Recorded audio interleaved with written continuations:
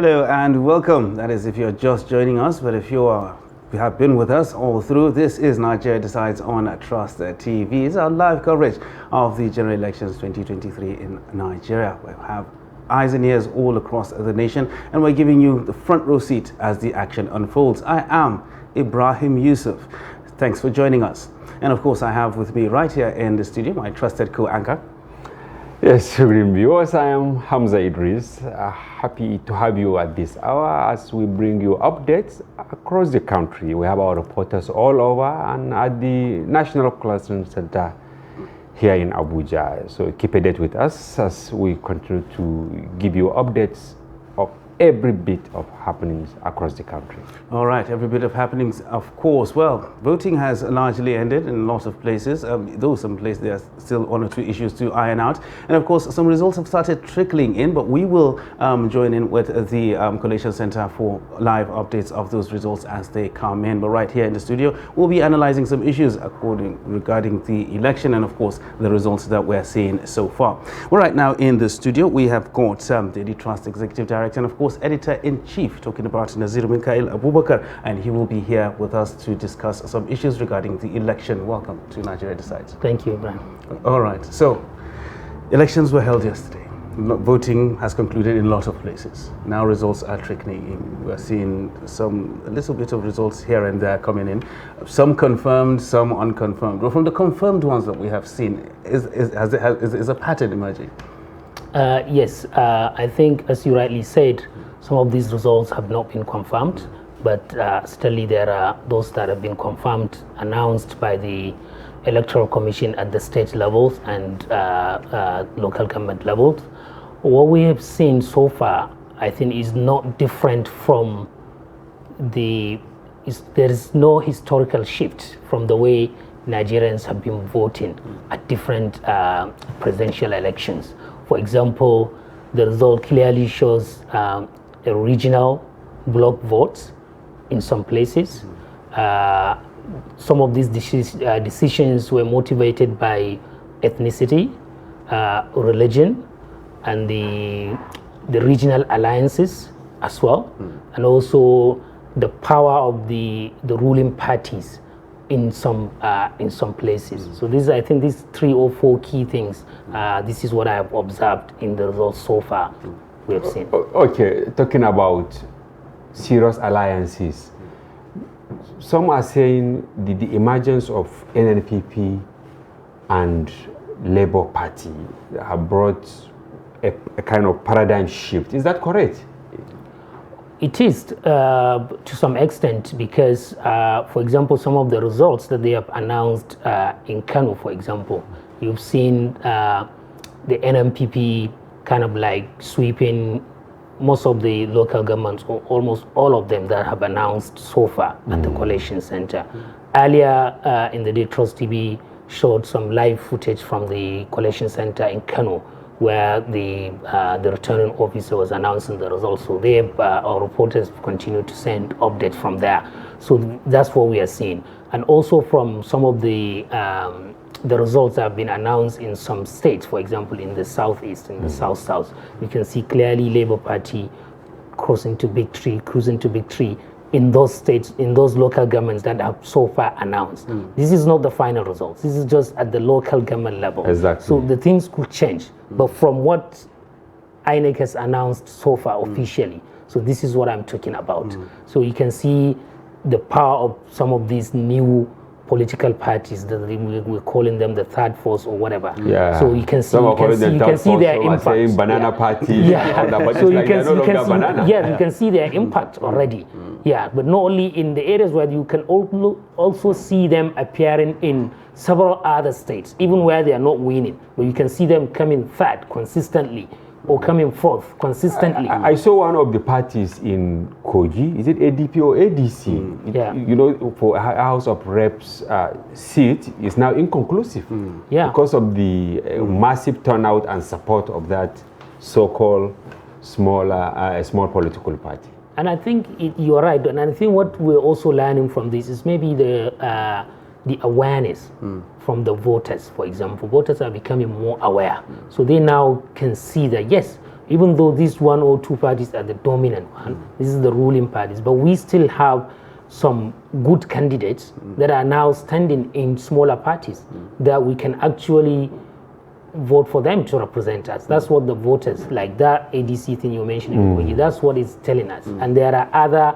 places where you can see some of these things. So is that an indication of political maturity on the part of Nigerians now? Yeah, to some extent, because you can now see people can feel like, yes, we can move away from this, even though they have been representing us, they've been governing this state for some time, but there are one or two people that are equally capable that we think they can do better. There may be that one, but maybe some of the internal crises within those parties as well that are forcing, because if you check well, maybe some of these candidates in these smaller parties are actually from the main parties, but maybe because they were not happy with the result of either the primary elections or the way the parties are being run, so that is forcing them to now move to these new parties. Yeah, but a lot of people are just saying it's old wine in a new bottle. I mean, they have been there before, and they're just moving now and saying they have a different platform, but it's virtually the same thing. Yeah, because in most cases it's only the platform that is different, but actually there is no difference in terms of ideology, in terms of manifesto, in terms of what they actually do,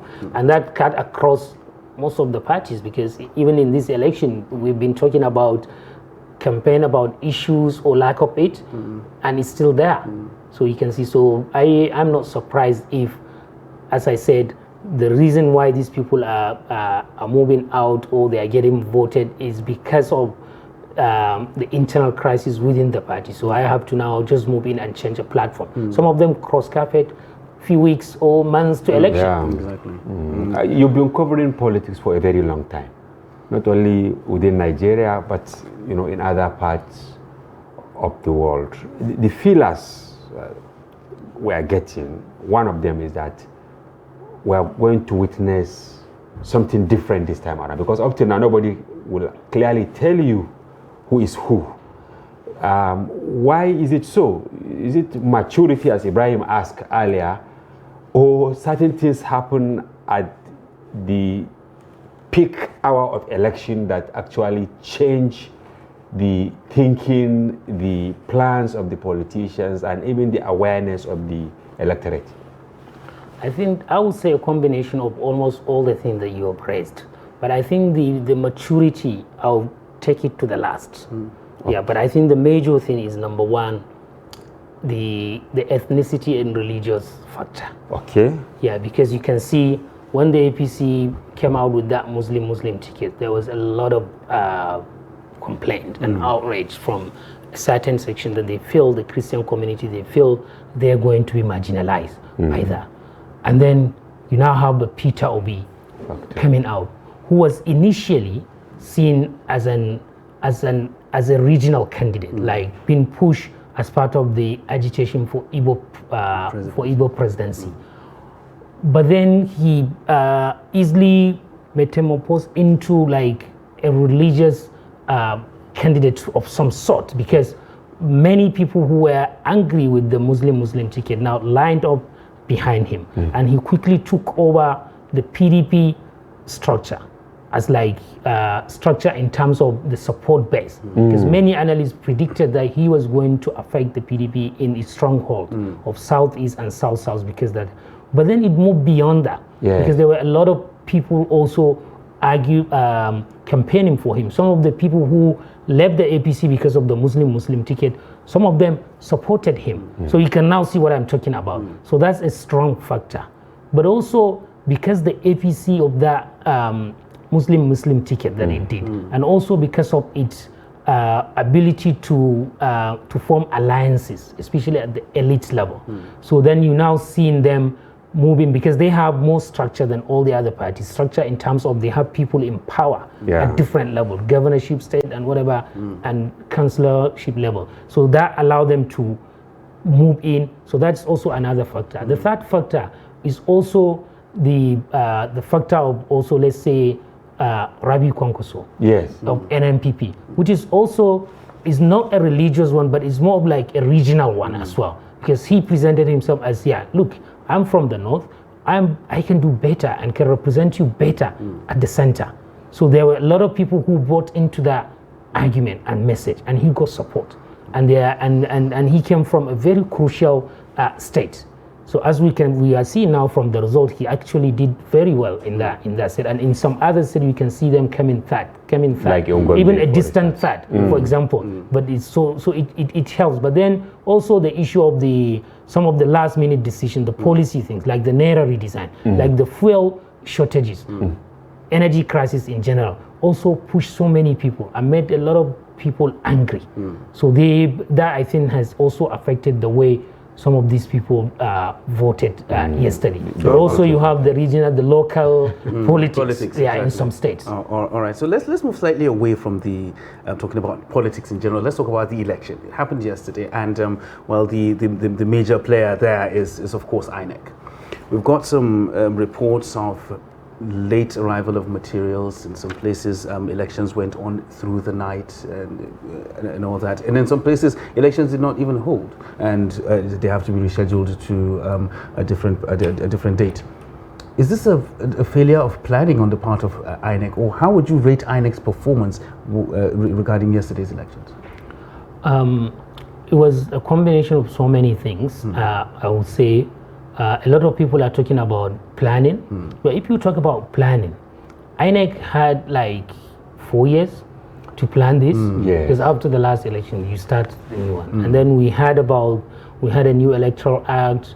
The legislators did well in even ensuring that INEC received its funding directly, first line charge, and also you have the Naira redesign policy. Even though there was a shortage of cash, but then the CBN intervened to also give them cash, even though some people are arguing that was late as well and might have affected their preparation generally. But I think historically, if you look at the elections, we have always been having this issue of late arrival of material. It's one area where we have not been able to make serious progress in election organization. Despite preparations at the center. In terms of Beavers, card reader and whatever. They said the rating is over 90%. Yeah, there's a lot of improvement. But in terms of starting on time, because if you're supposed to start at 8:30, and then maybe you can give a kind of like to say, okay, maximum is by 10 everywhere. That's 1 hour and 30-minute delay. But there is no reason for you to start an election that's supposed to start at 8:30 by 1 p.m. or more in some places. In Abuja, we saw some places up to early this morning. I was watching on TV around 1:30 a.m. Of course, we have still counting we have a list of about 15 states here. We have the FCT, Ebonyi, Rivers, so it's not really, Anambra, I think it's to do with planning, but also the general organizational issues. But also you cannot take INEC away from the general infrastructure deficit that we have in this country. For example, INEC has to work with other stakeholders, the security agencies, the police, the army, the transport workers. Some of these things INEC don't own them. It doesn't own some of these things. For example, you have to use commercial transporters and whatever, and they have to pass through the same roads that me and you pass. You can see, and we know the situation of these roads and whatever. So all these things, if you put it together, there is no special roads for INEC. There is no special trains for INEC to deliver these things. So they have to do all these things. So I think if you combine all these, you can now say there is an issue with INEC's planning, but equally you have to also consider that they are operating within the general situation, the system that we have in the country. Now, they're supposed to start announcing the results much earlier, but they postponed it to 6 p.m. Is it the challenges they encountered you think responsible for this, or there are other factors based on your contacts and all that? So there are two issues to this. Number one, this election, they were supposed to use their election result portal. That's the EREP, which is after Beavers, then the Beavers will capture that form, the final result, the result form at the polling unit, and then post it on that portal so that everybody, Nigerians, can go there and check the result of those polling units. If you check the portals, you see all the polling units in the country be listed and everything. And that's supposed to start immediately. Like they have tested it during some of the off-season elections. But then it was quiet yesterday. they were doing some senatorial and House of Rep, but then the presidential was quiet, and that gave many people to start to ask questions. Why? Up to late in the evening yesterday, they did not start that. And there was no official communication. There was no official communication to explain why. Was there a technical issue? Was there a delay with anything? None. So that's number one. And then this issue of the normal collation center, we all know that this thing will drag because they have to finish it at the state level.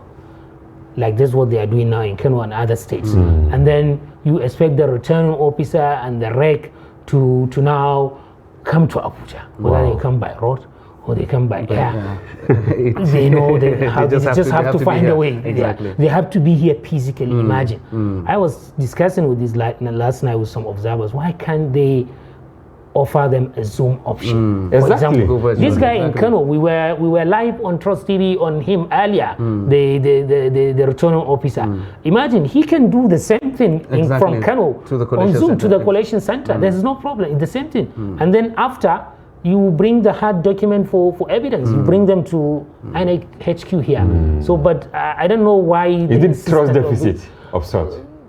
Maybe they don't trust the technology, but you have to trust it. Because imagine if it was during COVID or whatever, you have to use that facility to do some of this. All right. So, well, a lot needs to be done concerning this because there seems to be a lot of bottlenecks that are causing these things. And the longer it goes on, the more agitated people are getting. And we talked about trust deficit yesterday here. There's lots of trust deficit when it comes to elections in Nigeria. And whatever happens, no matter what it is, people will start speculating and the rest of it. Well, we do hope things are clear up. But before we let you go, now that we have you, Daily Trust has put a very large spotlight on this election and extensive election coverage when it comes to that.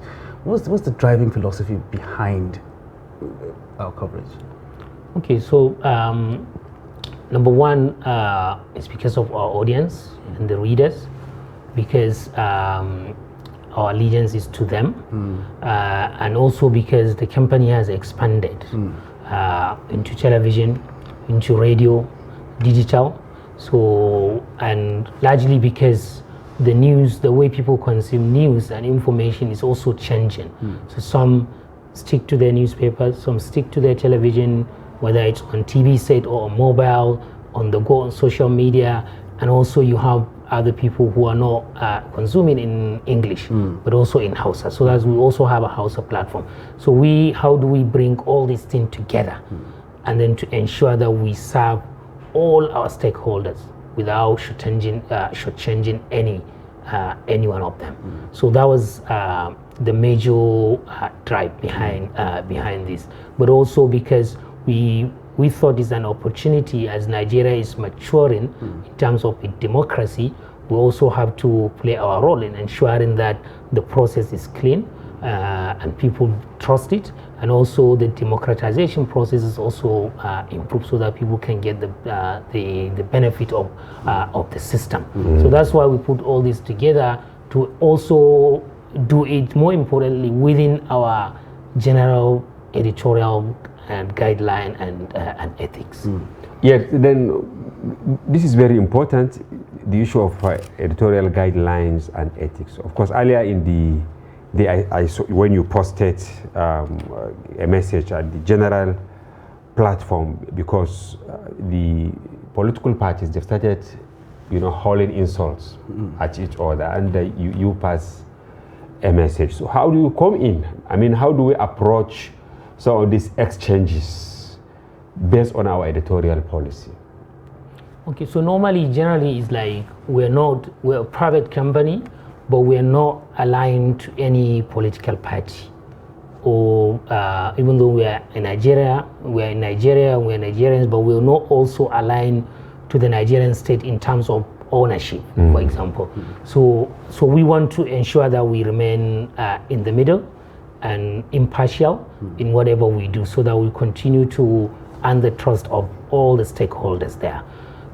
So that is why we're saying these political parties, we know them. They have a very good media people who can plan things in the media in order to take advantage of the situation.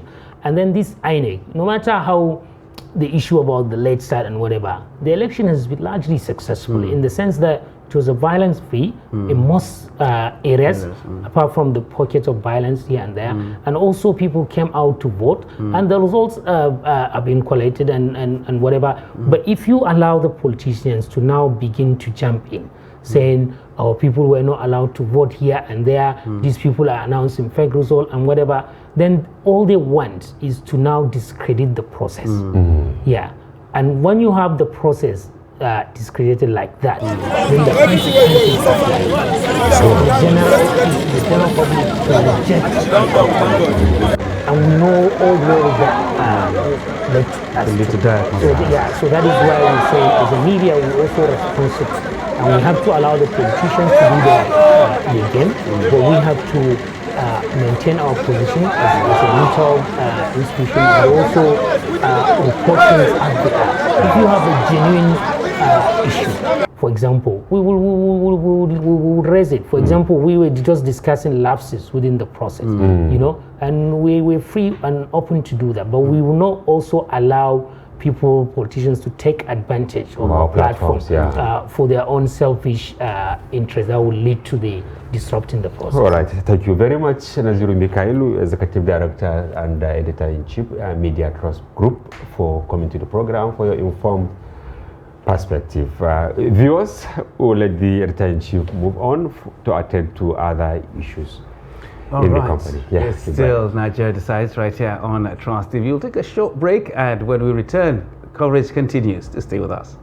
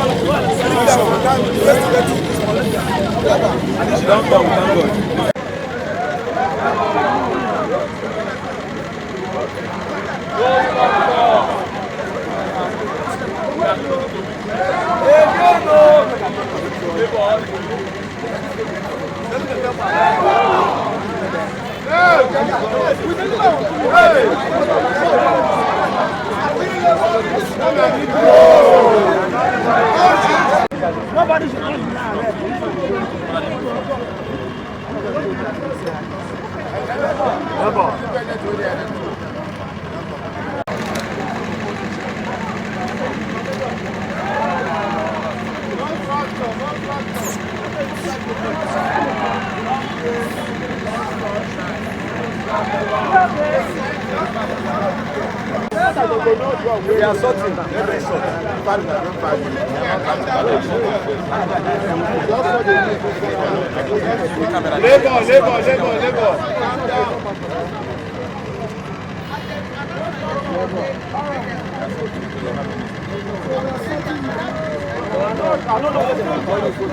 That's what you had to be, Anna. Canada, calm down. Canada, calm down. Canada, calm down. Don't know what is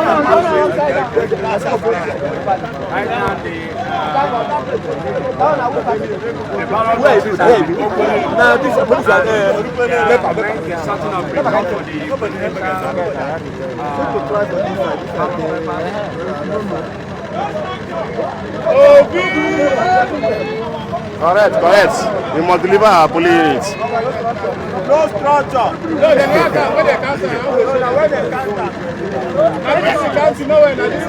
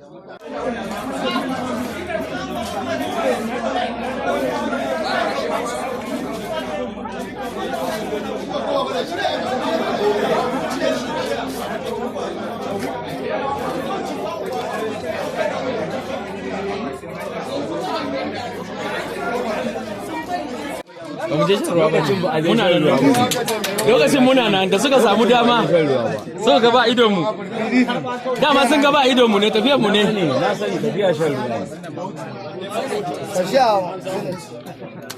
ruwa PDP ne kacan LP ai namu ne ai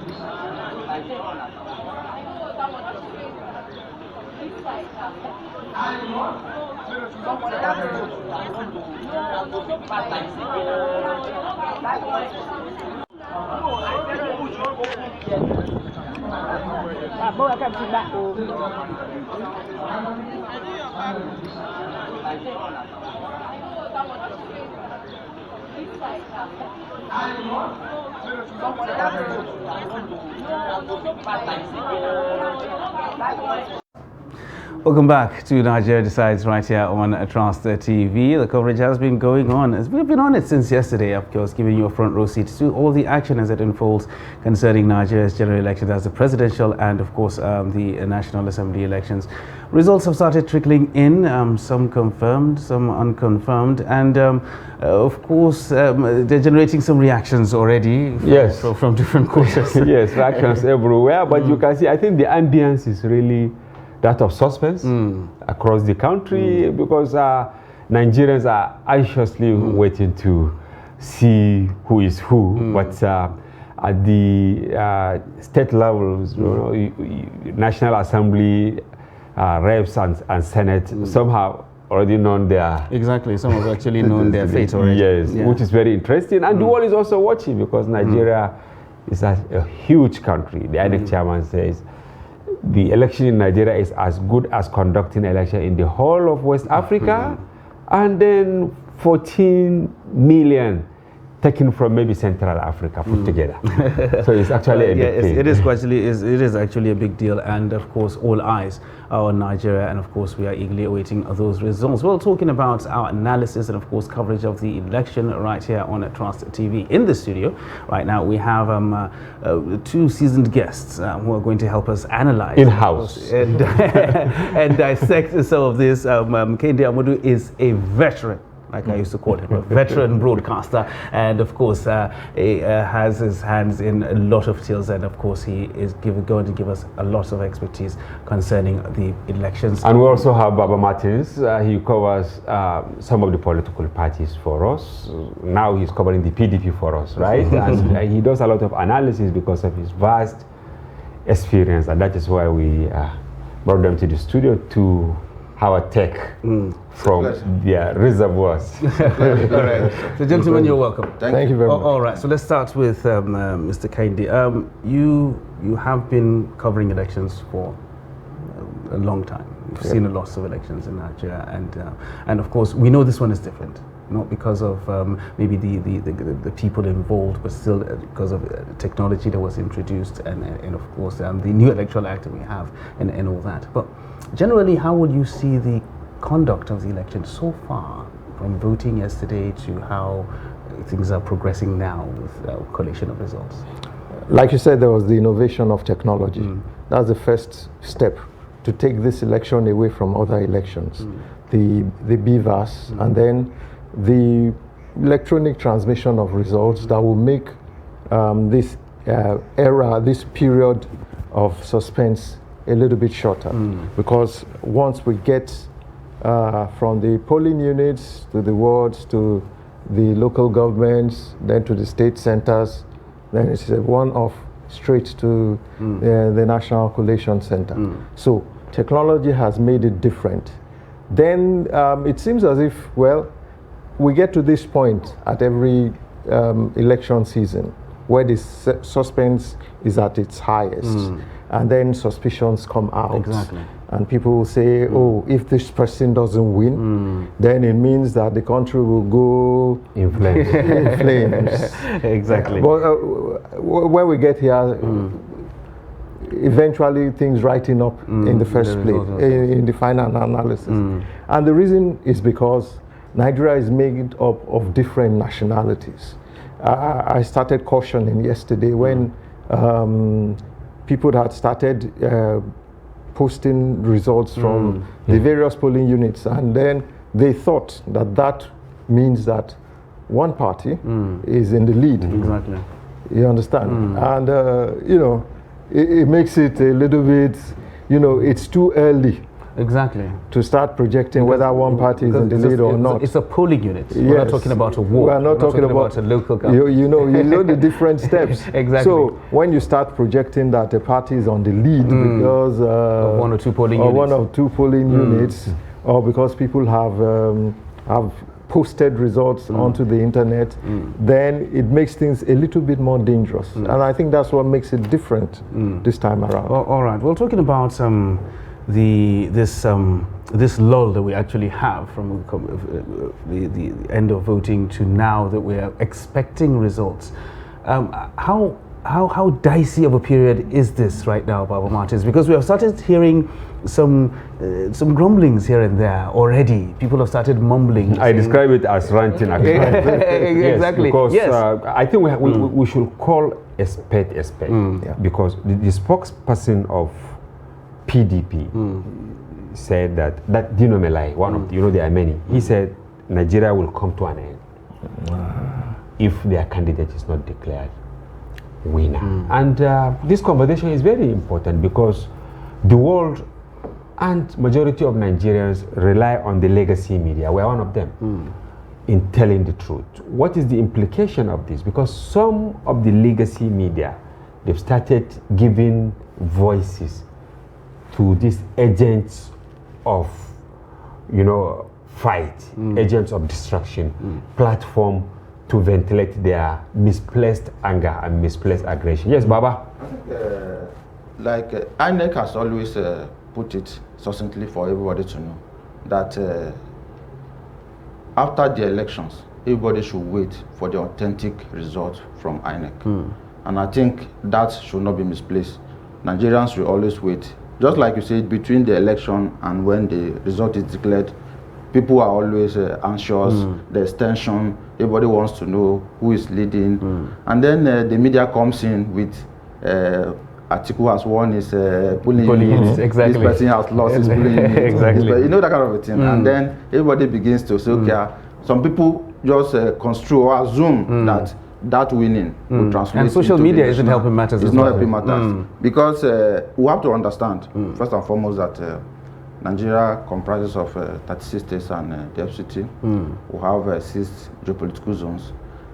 That you have won your polling unit, that you are winning in one state, should not give you an inkling that you have won the election. And just like you talked about the spokesperson of the PDP, I think the earlier these people begins to talk to their supporters, the better, instead of coming out with a narrative. They call them attack dogs. I don't think if actually we need attack dogs in at democracy. this point Do we? in time. No, we don't. But we should also understand that he's grandstanding. At this point in time, everybody is grandstanding because of the uncertainty they feel, and they feel the louder they are. Okay, but will it change anything? It's like a mind game. Everybody wants to put himself front. It's like if you are not saying anything, maybe you've lost. You've lost. Everybody wants to. So So is it false bravado now that we're seeing? it's something Yes, like that. it's providing the ground. That's why it's dangerous. It's providing the ground for if they What want to might happen contest after? You understand? the election results. Okay. Like I normally say, if you want to rig the election, then you must be the loudest or the most popular to give the impression that you are popular with the people. Okay. You understand?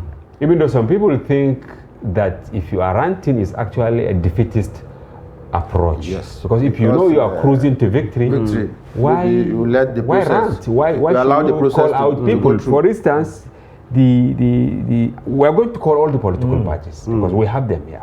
The Labour Party, they issued a statement. In fact, they have dragged INEC to the mood. Because in the statement they said the alleged refusal by officials of INEC to upload much of the election results to the INEC server at the polling stations. It is curious, unacceptable, and smacks of fraud that the bimodal voter accreditation device could nobly transmit the Senate and House of Representatives, but cannot do that of the presidential election. Let me just say this. The election itself, Yes. as it has always been, there are hiccups. We have to accept that. INEC promised that these results will be coming in real time, but they've not been able to. Yes. But then that is not a ground for us because we know where we are as a country. We understand the template on which we are working. So it's not enough to assume that because there's a hitch, then it's people. The grand plan has to now rig been out activated. some Has now been activated, so to say. So we have to understand. But then, these are politicians, and many a times they are too desperate, really. But Kende, what is the role of the media here? The role of the media is to educate and not to trumpet or to Add broadcast, flames, add flames to this. I think what we had coming into the elections itself is what has defined this period of time. Because if we had media houses that were openly in support of some candidates, Yes. at this point in time, stepping down from their perceived support will probably make them feel that they are losing face. So they have to keep up. So they're doubling down now. So they are doubling down now. Even though, elections are always a decider. Elections will decide who is who and will separate, like they say, the big boys from the small boys. This is a period of time in which all that ranting will now have flesh and will now know where we are, where each party is. You understand? So it's at this point in time that you now see to justify their positions, you give voice to these people to continue to say these things that I fear, because my fear here is that the election itself, you understand, if you question its credibility, everybody loses, not just one person. Yeah, but it seems to be a tactic that most of these political parties are actually using to discredit the process, so that if it doesn't go their way, they'll say, we said it. I mean, like, we told you so, that this is exactly what was going to happen. Because these rants, as well as of course, these rants actually started, some political parties started these rants even before the election. Yes. They already said it. If we don't win, that means it was flawed. What do these politicians need to do? Because the thing is, when we talk about inciting violence and violent behavior, most especially when it comes to post-election, after results are posted, the politicians go back and they say, we're not the ones who are doing this, it's our supporters, they're the ones who are carrying the machetes and the sticks and whatnot, because you don't see me armed. You understand? But does the buck stop with them? Or do we need to cascade this down? No, the buck actually stops with them. They must accept responsibility, because as a politician, once you go into the polls, you lose, it's your responsibility. You win, you are the one that have it. But the issues are that they cannot exclude themselves from their supporters, because they go together. And some of these narratives are what they put out to the supporters that they work with, because the supporters actually look at their principles, look at those that they root for. What is this person saying? Because if you look at the example, the statements that are coming out now, their supporters will be looking at it. What are these people saying? It's like, okay, we're going to win, or we're winning, but the system is maybe against us. Against us, yeah. And I think I should quote the other one, because, you know, I quote Dino Melai, I quote Dira Onipade of Labour Party. Now, responding to you know, Festus Keyamo, he now said, that of course, we shall not sit back and allow such unguided comments to gain grounds in order to force a particular narrative on our citizens and the international community. You can understand where we're coming from now, because all of them believes that you need to put out a narrative there that will suit. Instead of actually coming down. No, there's a supporters, let's wait for the result to be declared, and then we'll now look at how the process played out. You understand? Well, the politician, the average Nigerian politician, they are still right now as we speak in campaign mode. There is a need to step down from the campaign mode. You've done everything. Yeah, because you understand? Die has been cast, right? The die is cast. You've abused yourselves. You've slung mud right, left. Yes. Now it's time to step down in the interest of the nation from the campaign mood. Because if you do step down from the campaign mood, then you'll be able to accept whatever result comes in. Okay. Oh, all right. Well, I made mention of this yesterday while we were analyzing the elections themselves. During the Daily Trust media dialogue, a statement was actually made by the chairman of Media Trust Group, and he said that there are more desperados than Democrats in the Nigerian political sphere now. Is it this desperation that is driving some of these narratives that we're seeing right now?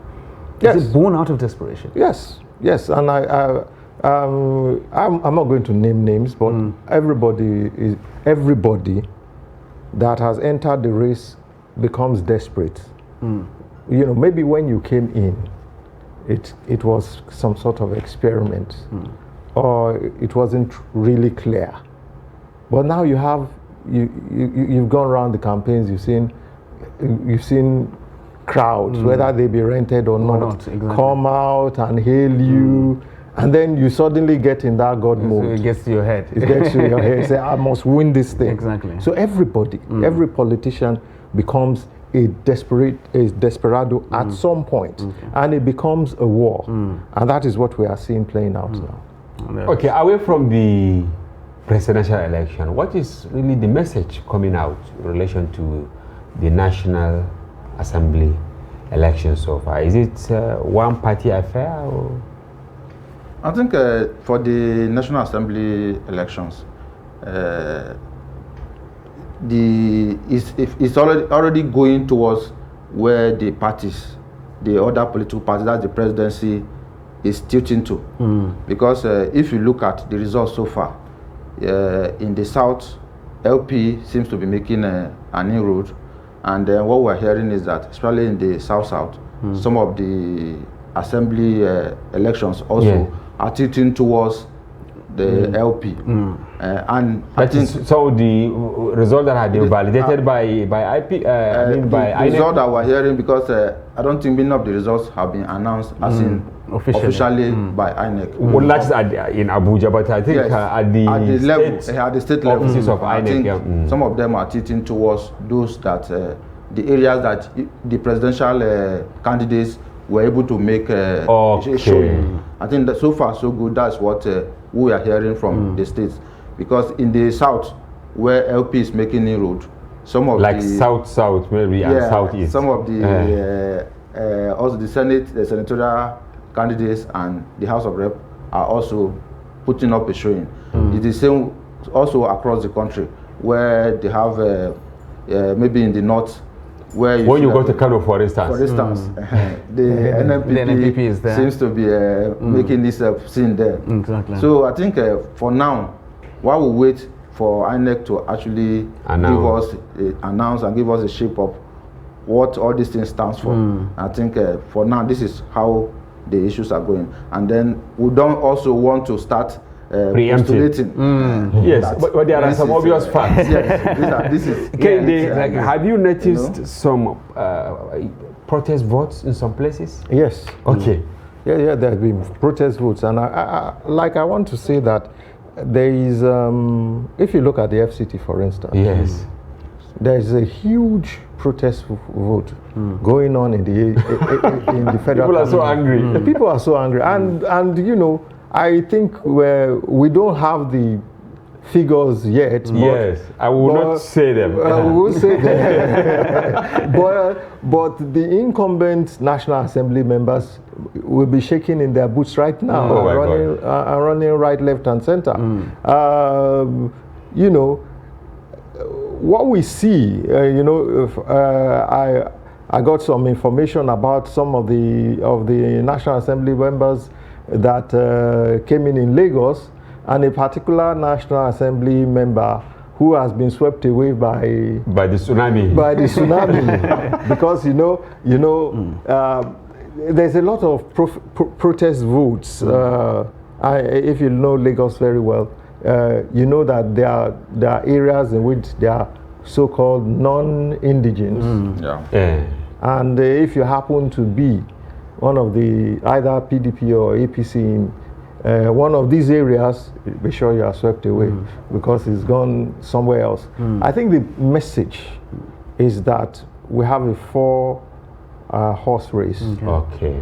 And then PDP, APC, Labour Party, and NNPP. Okay. And that was, and those that are going to enter based on the strength of those parties in the various areas that they are in. All right. So we're going to analyze something coming in from Kano. But before we do that, I'd like to come back to something that you said, that some of the results we're actually seeing concerning the National Assembly elections are tilting towards where you find the presidential candidates doing very well. Does that have the danger of, let's say, non-capable people now riding the coattails of other people and getting into places where they'll be ineffective? I think we've seen that before. Exactly. And I don't think this time around it will be different. And it hasn't boded well for us. No, because so the bandwagon effect is still because if we all remember in 2015, I think that was when we actually witnessed massive the SAC phenomenon, and then everybody followed up.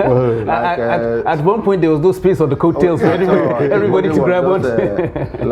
Sorry to put it that somebody said even some people that actually don't know the road to Abuja were elected, and then they found themselves there. That is the effect that a leader can have on those that are following. And then you can see, even like we were on the field yesterday in Abuja here, what we're talking about this LP phenomenon now. Many of the places that I personally covered went around the polling units in Giri area, in Gwagwalada area. Like those are like civil servants territory. And many of them were actually out to see that things change. Things, exactly. they were really standing strong for Labour. Yeah. And they say, no, we are tired of these people. They were really passing a bad dish of sauce. It was personal to them, really. It was personal.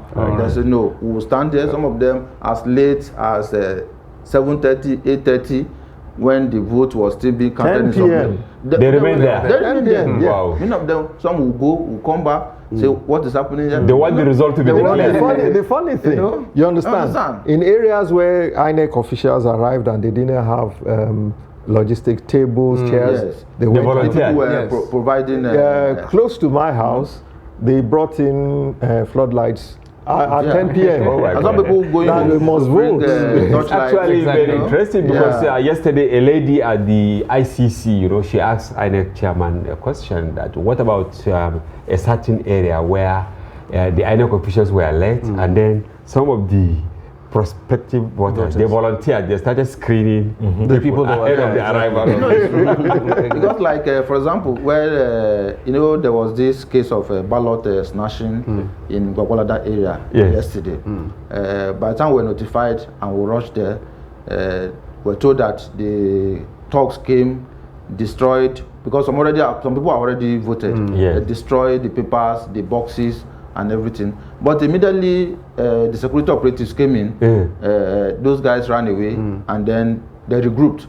Many of them said, no, we're not going anywhere. We still want to continue voting. So go and bring more votes. So the ones that were still online, they still put themselves together and then continue the voting. So many interesting things, actually. So many interesting things coming out from this election, and of course we're seeing probably a political maturity on the part of the electorate and so on. Well, right now, at this point, we're going to cross over to Kano to get an update from Idris.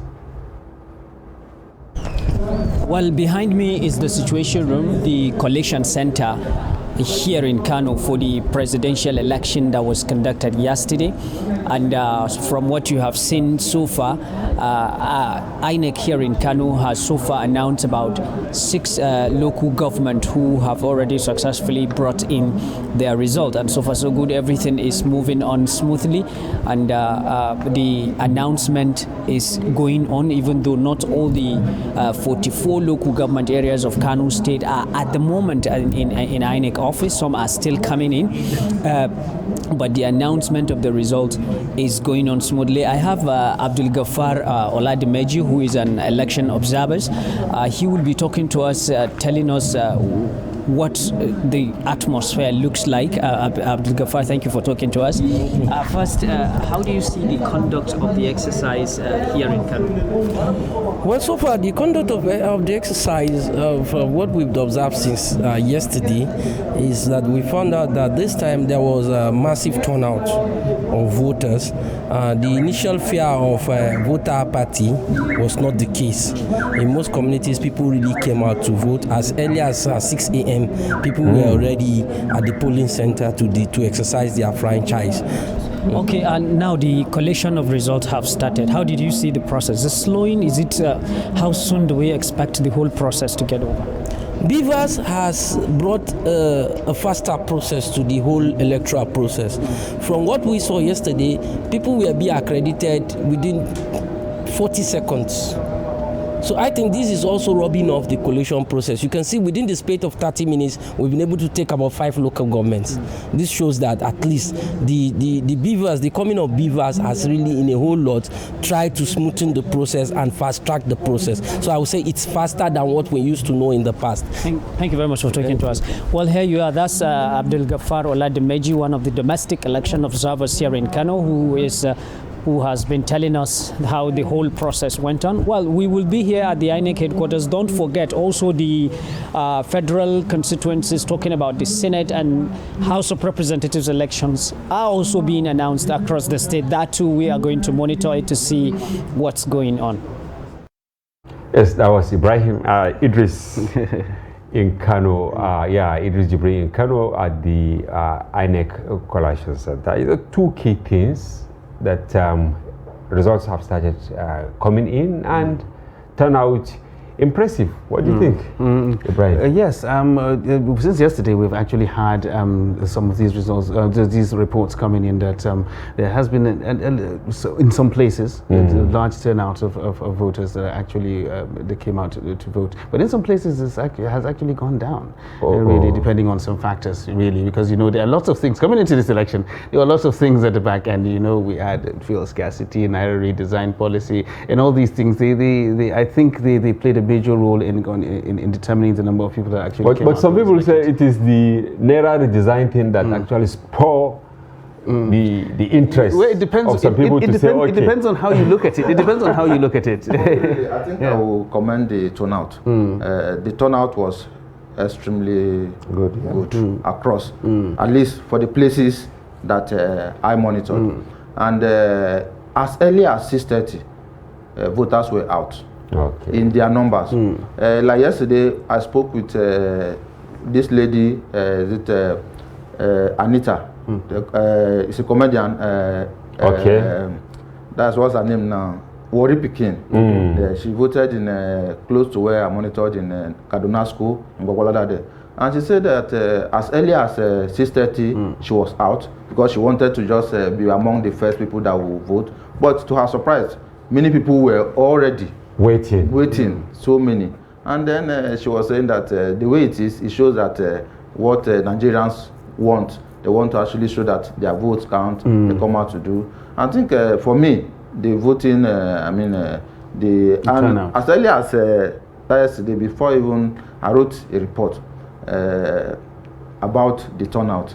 And somebody was saying, it's too early. I said, you know, it's not early. Because if as early as that, you can see this number of people, it shows that it can always continue to increase. Because definitely these people that comes out as early as they cannot go back home without voting. So if all these people are able to cast their vote and others join later, it shows that the people that wants to actually perform their civic role comes out. All right. So we've talked a little bit about the results and, of course, the conduct of the elections, the turnout. So I think it's only fair if we look at the preparations for the elections. We've had this issue, a major issue, almost every time: late arrival of election materials.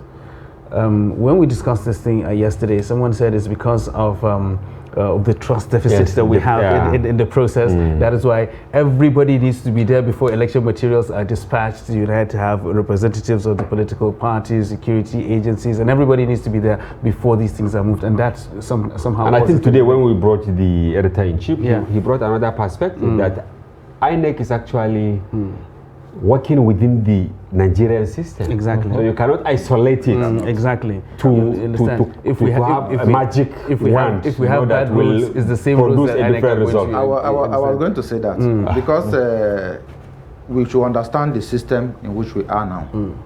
We should understand the Nigerian system. Just like we talk about the leadership. Any leader that emerge out of the system is one of us. Until we on our part decided that no, we have to do things differently. We don't expect that when the leader goes there, it becomes a saint all of a sudden. No, it will not. All of us are still within the same society, and as we continue to behave the same way that we do, things might not really change the way we want them to change. And in any case, if you talk about preparations, let's not forget that up until Tuesday, before the elections, INEC was still awaiting cash. So we have to factor all these things. So you think it's actually a factor? Yeah, it will be a factor that affected the early turnout of the officials.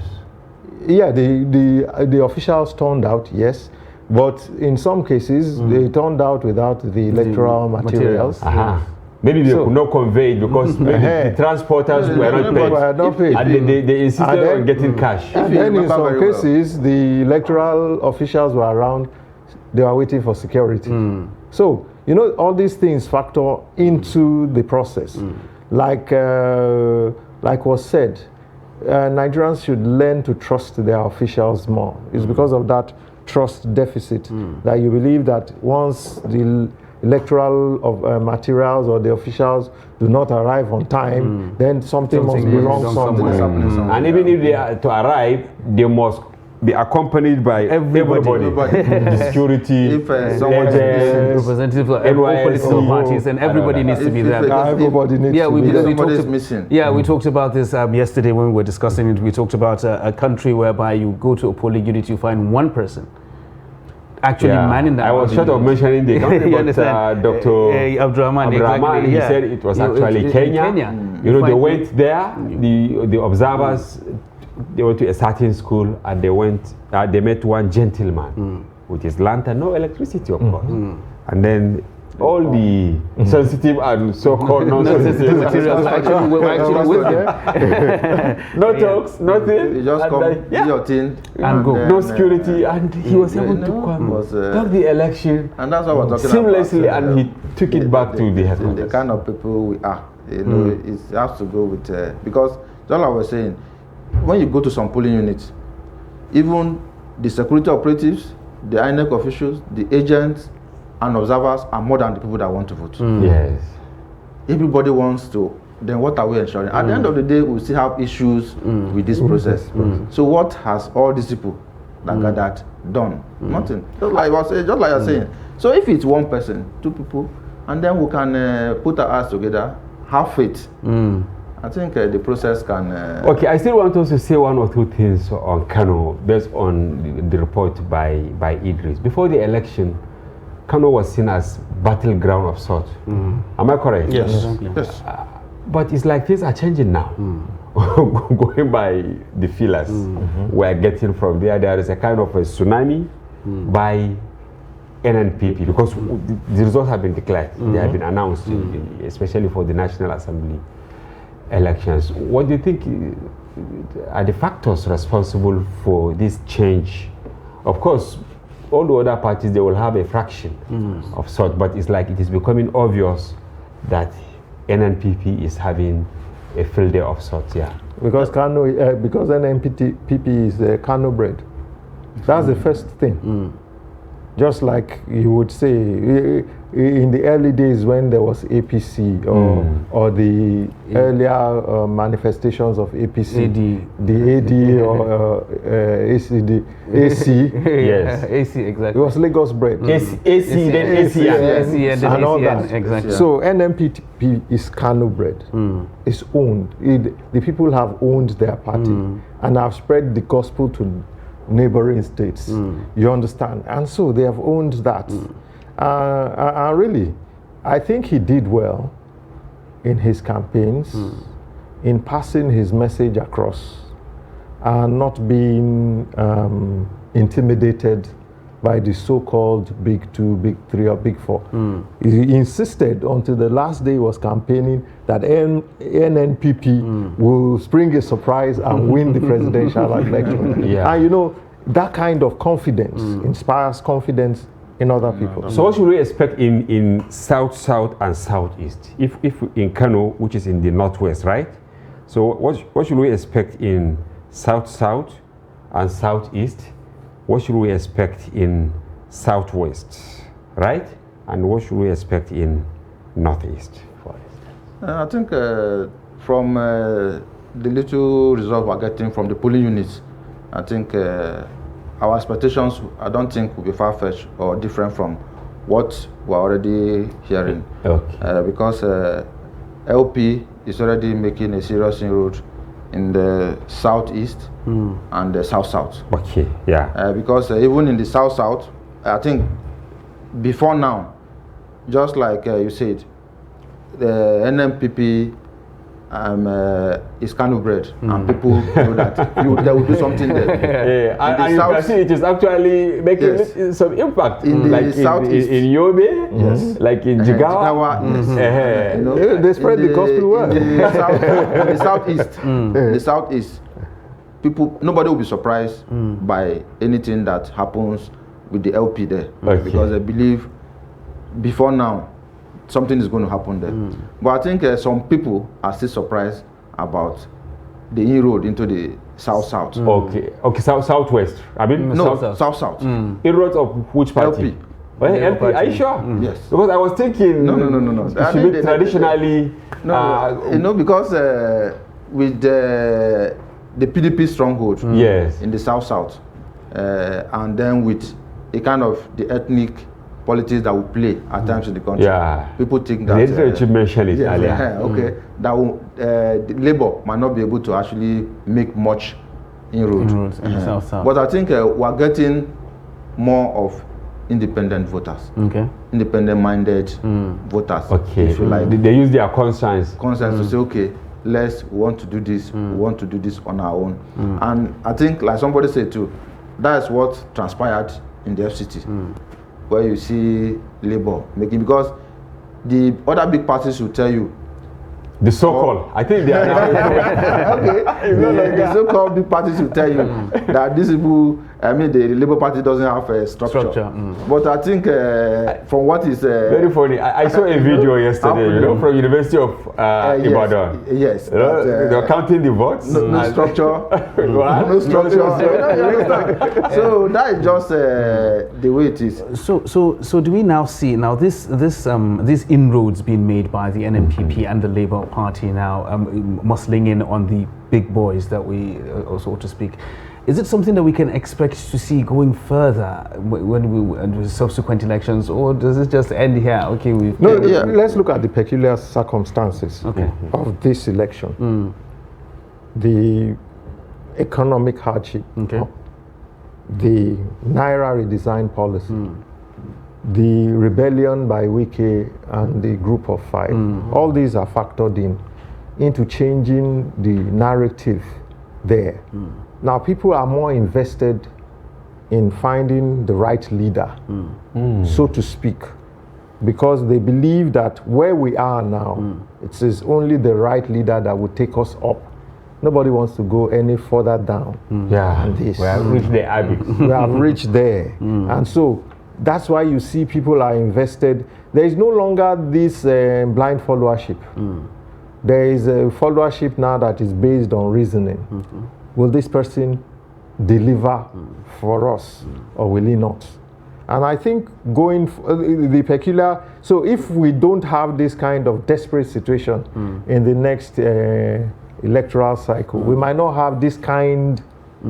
Because we've seen situations like this before, whereby a political party will come and make a lot of noise, probably in one election cycle, and then after that maybe they win 2-3 seats in the National Assembly and all that, and after a few months a new government is formed, and then they get swallowed up by these big boys that we're talking about. It happens a lot. So that's the thing. So I think I'll look at it from the perspective of because whether we like it or not, the parties already have personalities are the driving force behind some of the political parties. That if you talk about NNPP, Kwankwaso, LP, P2B, I think largely how far we can go, how far they can go with the gains they have made so far will depend on the characters. Okay, I have this question. It could be positive or negative. Yes. Now, are we going to have maybe regional champions now? And what is the implication? For instance, now, if Obi, if he did well in South and Southeast, meaning you will have more senators, more House of Reps members from that area. Maybe from Kano, you also have something like that. Maybe from Northeast, anything can happen, right? Not Central. Then what will happen at the center? Will it strengthen the parliament? Because I asked this question actually, at the newsroom before we started. I think perhaps this election pressed the reset button and took us back to 1999. Okay. In 1999, we had three front runners, and then we had several other parties coming in, many of which have gone extinct. They have fizzled out. They have fizzled out. Now we are having that same kind of. So it's like the incarnation of 1999? Yes, because what Obasanjo did to actually collapse and swallow some of these parties was to, first and foremost, create that government of national unity. And then within the structure of the government of national unity, started wooing the Yeah, instead of them to maintain their philosophy if they had any. So that is what I think this election, I think we just had that reset button, and we don't have the two traditional front runners now. We're now creating other parties that could, that could prove they to will be have a threat. serious stake. Yes, they have a serious stake. And I don't want to preempt the results. Of course, we're not here to do that. But you can see we're actually analyzing the dynamics. And these are obvious truths in political analysis. Yes, that's true. But we are coming to a situation in which if we have a more clearer picture, which we should maybe bigger showings of these two new guys, these new parties coming in, then we wouldn't have a situation in which the parliament will be a rubber stamp, so to speak. That is the message I'm trying to. Which is something that we have seen play out in situations whereby the ruling party has the majority when it comes to the parliament, and everything just passes through. So will that strengthen our democracy or make it even more difficult for governance?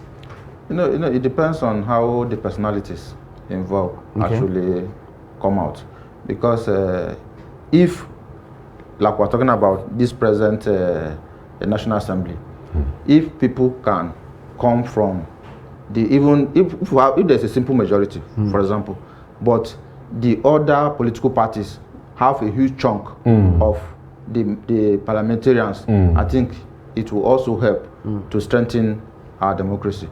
Because, but the only problem really is with the people, with the lawmakers, because at times, like you said, rightly said, once they move to the National Assembly, some of them they lose their traction. They begin, they start following whatever the those in power, I mean the executive say, and then everybody wants to, and then the government in power, you also see them, instead of trying to say, okay, these people can be on their own, but when there's need for us to come together, you see them, there's a serious effort to sort of swallow these people up, and then make sure that there's no any opposition coming from. And that's why I said earlier that it depends on the personalities involved in some of these parties. Because like somebody said yesterday, say if maybe the alliance between LP and NNPP had worked out, maybe they will have maybe there will have something. Maybe what we are discussing now would have been different. But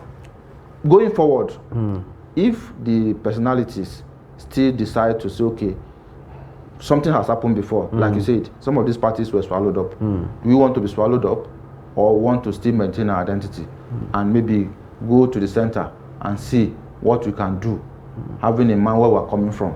I think it will also make a difference. All right, but still, we look at a situation whereby we're talking about doing something different. These political parties coming in now to do something different. But I mentioned this earlier when we were talking to the editor-in-chief. Is it really something different? Because these people are the same people who have been around in the other parties that we're talking about. These people came over from those parties because of they couldn't agree in the other party. Then they came in and they started these other platforms. Is it really something different? Because the people are the same. Let me just add also that the people, the electorate, can make the politicians to do something different if they see what is happening. Because the pattern of voting that we're seeing now is not the usual. Yes, it's not. Is it because no money? It's not since it's not the usual. I'm thinking and I'm believing that the politicians also, the main actors, will also look at if the voters can do this, just like you rightly said, no money. Okay, the way and manner in which we go forward will determine whether they are with us tomorrow or not. The only problem I have with that is that we don't really have parties that have philosophies and manifestos that are different from each other. let's look at the Labour Party, for instance. It does have its manifesto. It does have its philosophy. But he borrowed the presidential candidate. Let me just say it like that. You understand? Yeah. Who is a capitalist. So, going forward. So it revolves around him. Yes. If it revolves around him, how do we marry the two philosophies?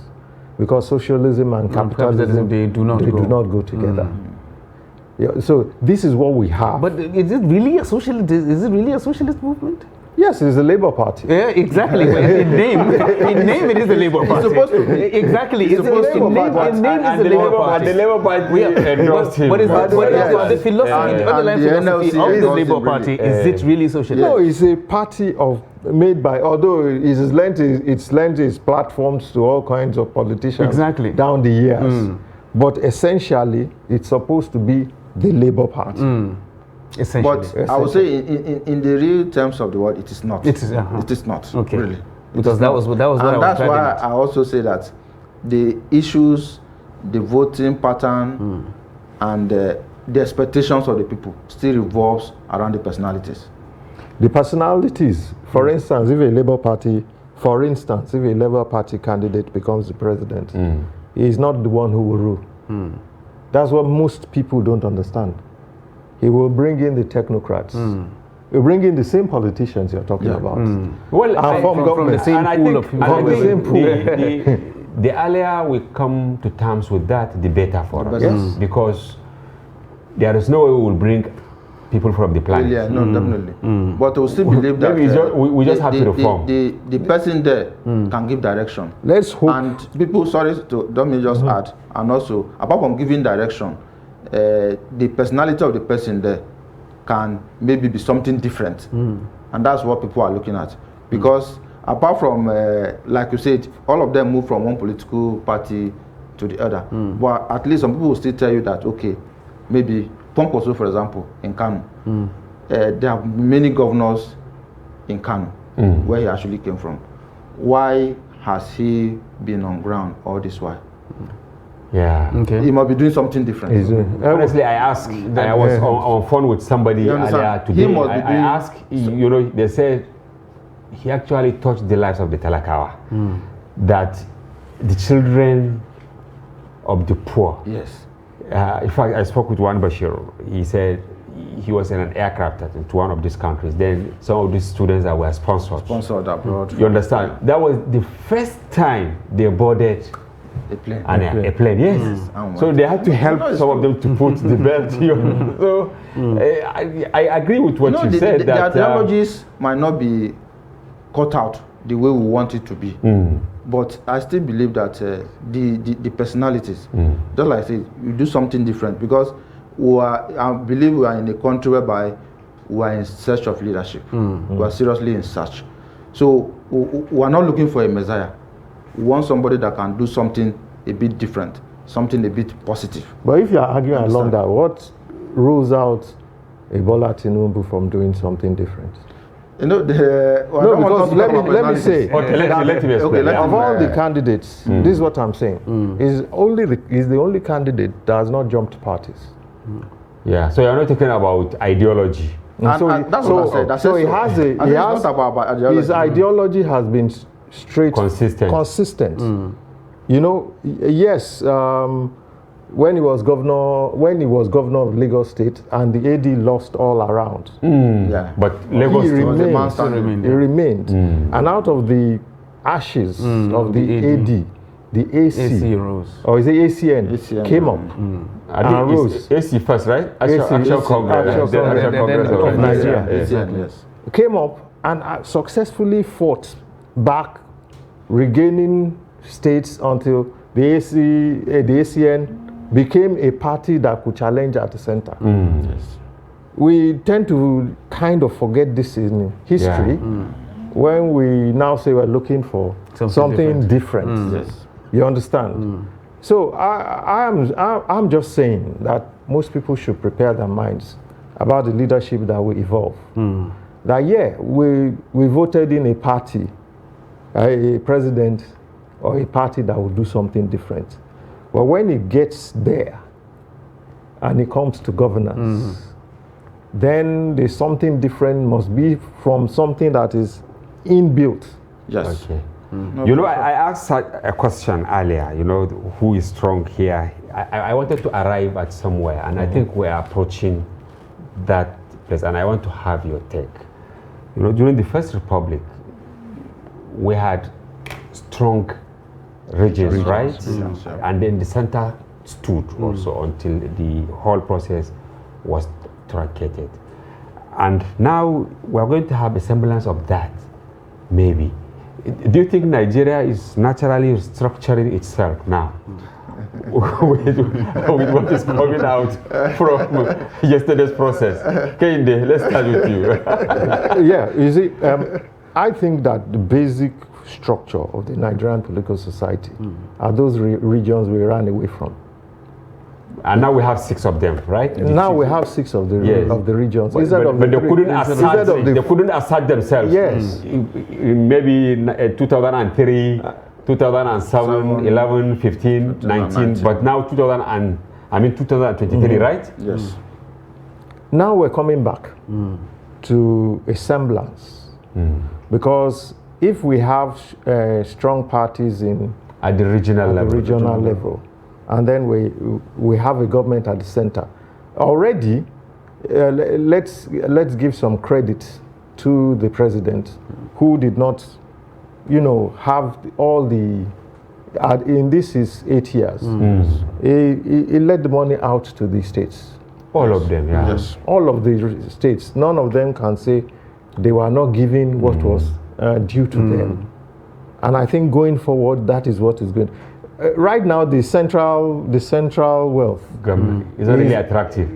The central wealth has gone down because. But there is a serious bust stop at the state level. Yes, it's not cascaded to local government. It's a bottleneck. Yes, it. You know, if there had been success in getting the local government, which the president actually pushed tried for. Yeah. If there had been success there, then we would have had something close to the UK style of government, in which there is no state. There is just the central government and the local government councils. Exactly. That they call county there, right? The county, yes. And so, that is why development cascades down to the From the central government goes directly to the local government. Yes, because if you are a citizen there, you can go to you can write to your council member, and you can write directly to him. But now we have local government chairman we can't even approach. But even if you approach him exactly, what can he do? Not to talk about a state governor that's an emperor. They are. You know, even like you said, many of the local government chairmen in Nigeria, they reside in the state capital. Exactly. They just the way governors reside in Abuja. You know? So, just like you rightly said, I think we'll discuss this at another forum. Going to the region now, the regions would be a very good idea, but the way and manner in which we do them also matters, because rightly the states have become something else in our quest for good leadership. What could be the regions? Could be maybe the way to go. Could be that what works for Nigeria. The regions, because the issue that the more power goes to closer to the people. I think for me the better. The better, and the pressure will be less. And the regions actually provide. And just like I said, if you know the person that is presenting you, you know, if it's somebody you can approach, I think it makes even that person to even act better than the way some of these people that you cannot go close the way they now at the end of the day, we're doing predictions before they release the results. Exactly. Who is going to be the biggest winner in the 3 arms of government: judiciary, legislature, and the executive? You know why I'm asking this? We had countless litigations pre-election, right? Yes. Pre-election matters at the primary level and all that, and even after they finish the primaries. So many litigations. But now you have winners from unexpected quarters in virtually all the states, even though we're not announcing, but the feelers we have. Now, will the judiciary rest this time around? Will it be pressured? One, National Assembly, is it going to be robust? Now, the executive, will it live up to expectation? These are actually the triple barrel question. I don't know. Can you start? We're going to have an executive that will be more challenged now. The judiciary has its work cut out for it, because I think the new Electoral Act says all matters of legislation stop before inauguration. I think that's it. And then the legislature will have a more robust debates in the houses that are represented. I fear that if there are too many legislations, what this election is trying to achieve, which is to actually democratize the country. The country may be lost in the spate of legislations, because legislations, you have some rulings and judgments that are actually just based on technicalities, in which democracy is lost. So going forward, I think the judiciary, after these elections, everybody has his own turn to shape the country. After these elections, and we see the changes that are coming, the judiciary has a whole new responsibility to ensure that the change that the Nigerian people want in this election is protected and kept. All right. Okay. I think before you give your answer, right? Right? No, he can comment. Okay, let me just comment that for the judiciary, I think it will be better as we go towards a new dispensation for the judiciary to try as much as possible not to determine the outcome of elections more than the people themselves. Because some people have tried to link some of the crises we're having around to people voting, judiciary overturning the vote. Because if there are issues, for me, I still believe that what the judiciary can do, instead of giving outright victory to people that maybe to someone that people perceive as not, you can order another election. Let the people be the main determinant of elections, not the judiciary. All right, so let the people speak, and exactly that is exactly what elections are supposed to be. Voting is supposed to be because of that. You vote for your choice, and that is what you want. So we hope the voice of the people will actually be heard. Well, still Nigeria Decides right here on Trust TV. At this point, we would like to say thank you very much to Kehinde Omodu for coming on. Yeah, but Martins, you're still with us. Yeah, we're still holding on to you. We're still holding on to you. But we'd like to say thank you very much, Kehinde Omodu, for coming, and of course we appreciate all the insights and the analysis. Thank you very much. All right, still Nigeria Decides on Trust TV. We'll take a short break, and when we return, the conversation continues. We will be checking out results from other places, and of course giving you the analysis right here in the studio. Just stay with us. Don't change the channel.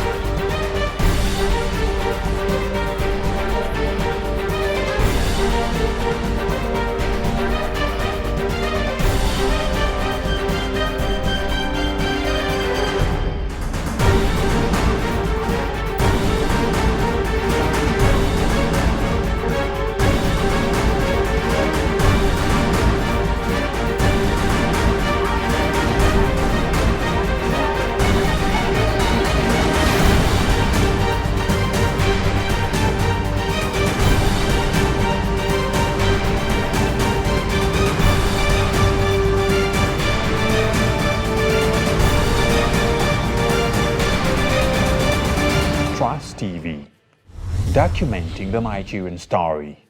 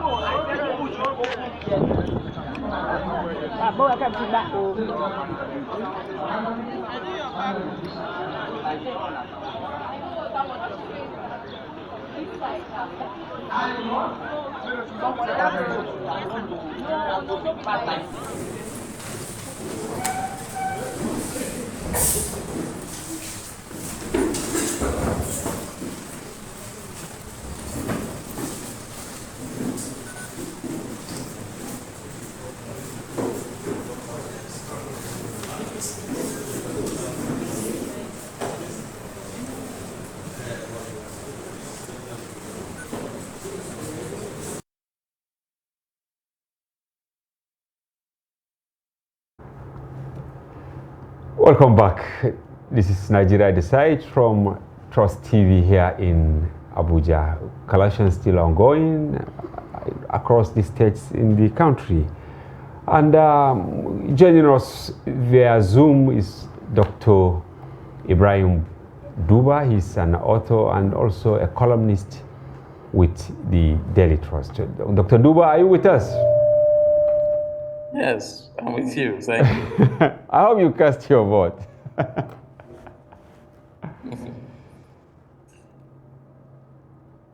Hello. Yes, I said I hope you cast your vote. And how is Mina? Mina is fine. Everything is peaceful here.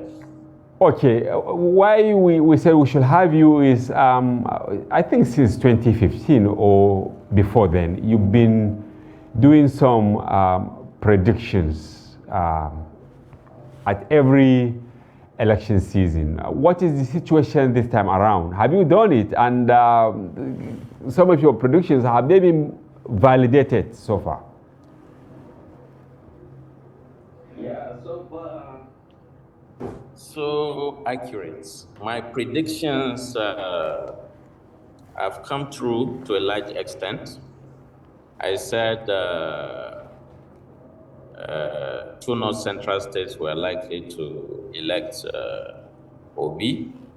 And for my state in particular, as the state I know the most is Niger. Yes. In 2019, the entire 25 local governments in Niger State elected APC. I think that's going to happen again.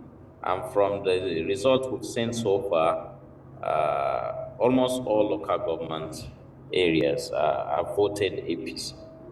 And you predicted this? What I did not envisage and I did not predict was how well PDP did in the state. In some polling unit, they had, hundreds of votes, even though they didn't win the polling unit. Okay. They performed beyond expectation. Okay. Okay. Then what happened elsewhere now? For instance, let's start with South-South and Southeast. And sorry, I didn't introduce my co-anchor. Ibrahim is here with me in the studio, and he will ask you one or two questions also as we progress with the conversation. Say hello to him. It's nice to have you with us, Doctor.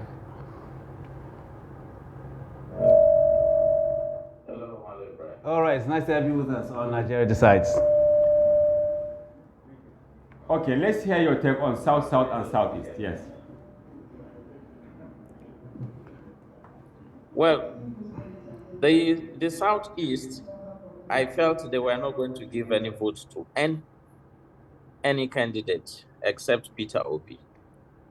I've been on the road since in the morning because we voted in Bidda before I returned to Mina. So I don't know the results so far. I've not been online. Okay. But my prediction was all the 5 states of the Southeast were going to vote Peter Obi. Okay. What about South-South? What was your prediction? South-South is actually a battleground because in 2019, yes, President Buhari couldn't get even 25% in the Rivers State. Yeah. Now we have a governor in Rivers State who is totally against his party's presidential candidate. Yes. So did he have a deal with Asiwaju or with Peter Obi? We don't know. Okay. But obviously, I think that will affect the PDP votes at the presidential level in Rivers State. The other states, Asiwaju may have 25%, but I think it will be shared mostly between PDP and Labour Party. Okay. At the presidential level. That's my prediction. I don't know what is happening now. I'm actually speaking blindly because I don't know the results now. All right, so let's move away slightly from the South-South, and now let's look at what's happening in Kano. We have actually been getting results coming in from local governments in Kano, and the NNPP has been doing very good, very well there. Did you envisage that kind of showing from the NNPP in Kano?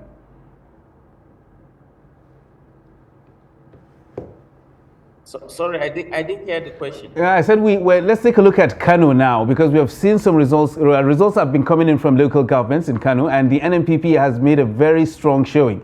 We all know that it was going to make a show, but did you envisage this stronger showing from the NNPP in Kano? Yes. For those who read my predictions, I said Kwankwaso will win Kano. I see no reason why he's not going to win it because the guy is a great mobilizer. He mobilizes people even from outside the state. And Kano is his state. Kano is where he speaks his language. And his language is politics. And whenever Kwankwaso speaks politics in Hausa language, there is no politician in Nigeria that can match him. So he's likely going to win Kano. He's going to get a lot of vote from Jigawa also. Probably he won't win Jigawa. But my prediction a couple of weeks ago was that he was going to win Kano. All right, so thank you very much for those insights, and of course we will touch base with you later as more results come in so that we can actually see how things are unfolding. Thank you very much for coming on the show. Thank you. Yeah.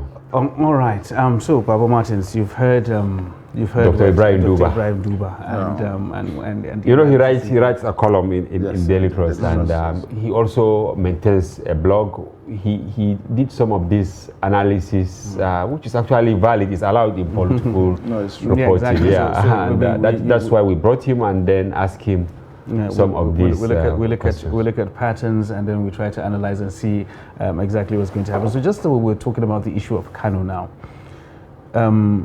We are seeing results coming in from local governments, NNPP making a very big splash there in Kano. And well, Rabiu Kwankwaso most likely might win Kano in the presidential election, but winning Kano is actually not enough to give you the presidency. to give you the presidency. So in this regard now, who are the big winners when it comes to that? Because just like we talked about, a lot of people will be riding on some people's coattails, and there are a lot of people on his coattails right now. So will they be?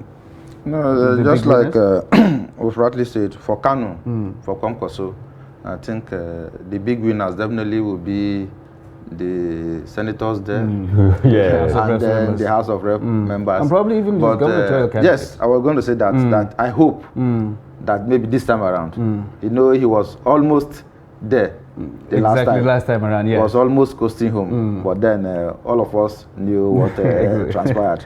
That is, by the way, I just hope this time he has put in place. No, they get it right. They will get it it will right. be PDP, so that, it will be NNPP, it will be APC, but and whatever. based on what he has done in this election, by March, I hope that his other candidate, that the governorship, and maybe the House of Assembly members too, exactly. will also be able to, because if he's able to do that, then like someone says, he begin to like take care of Kano, and then maybe from Kano he can launch out if there's anything, because for him now he will just be the godfather of Kano. Exactly. Because he is not going to win the presidency. The result is not declared. Who told you?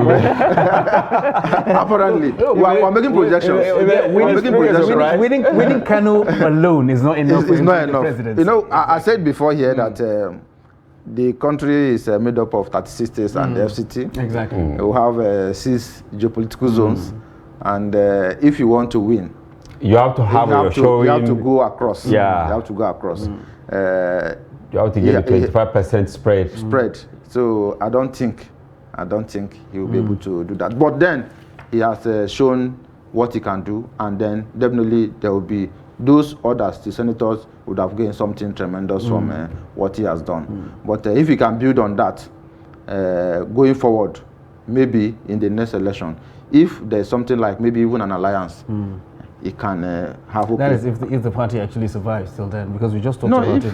Yes, and this is what I actually wanted to even ask. Now, as they converge, maybe after the announcement of the results, especially the legislators, when they come to Abuja, do you think maybe one party will have the leeway to have its way to form yes, the leadership of the National Assembly? It's too early.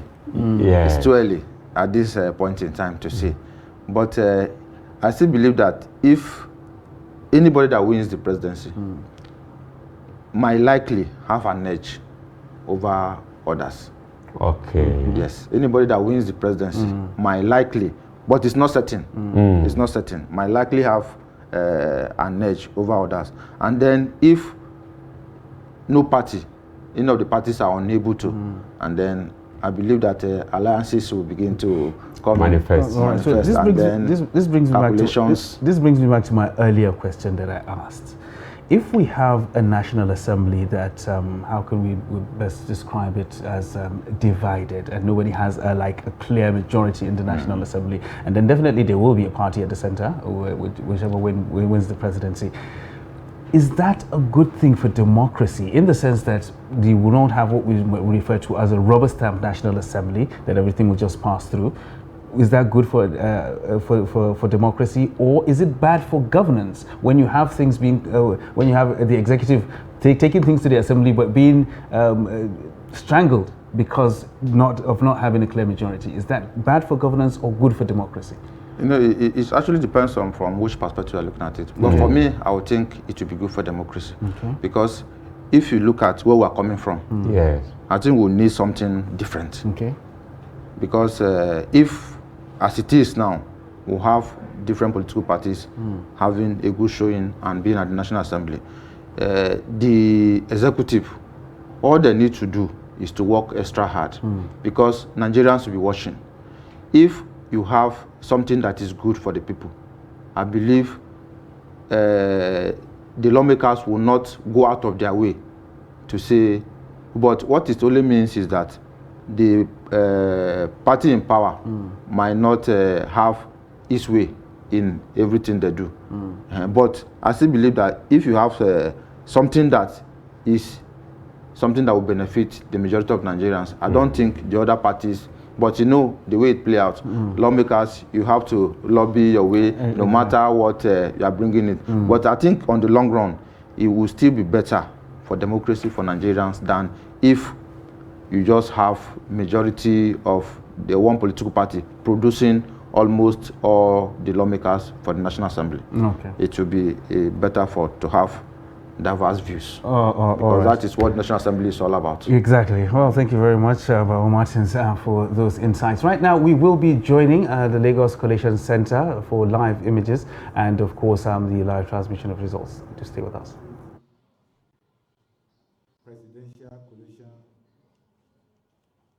Result Collation Center. After a journey of about 2 years,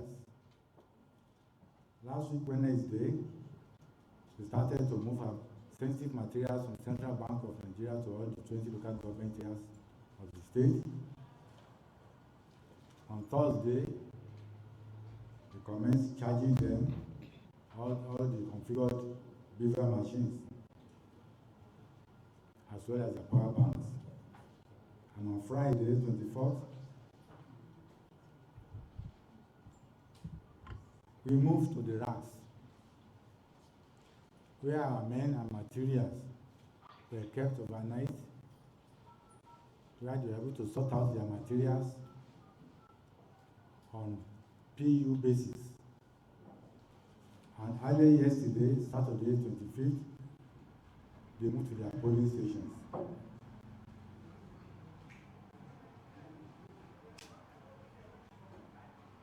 In the morning of yesterday, we had some delay in some areas, some parts of the state.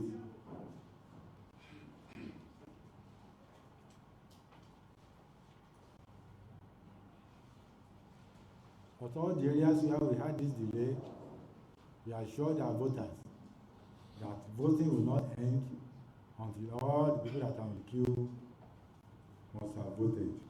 And that we assured yesterday night. We also knew the problem we encountered in Lagos State on the issue of transportation.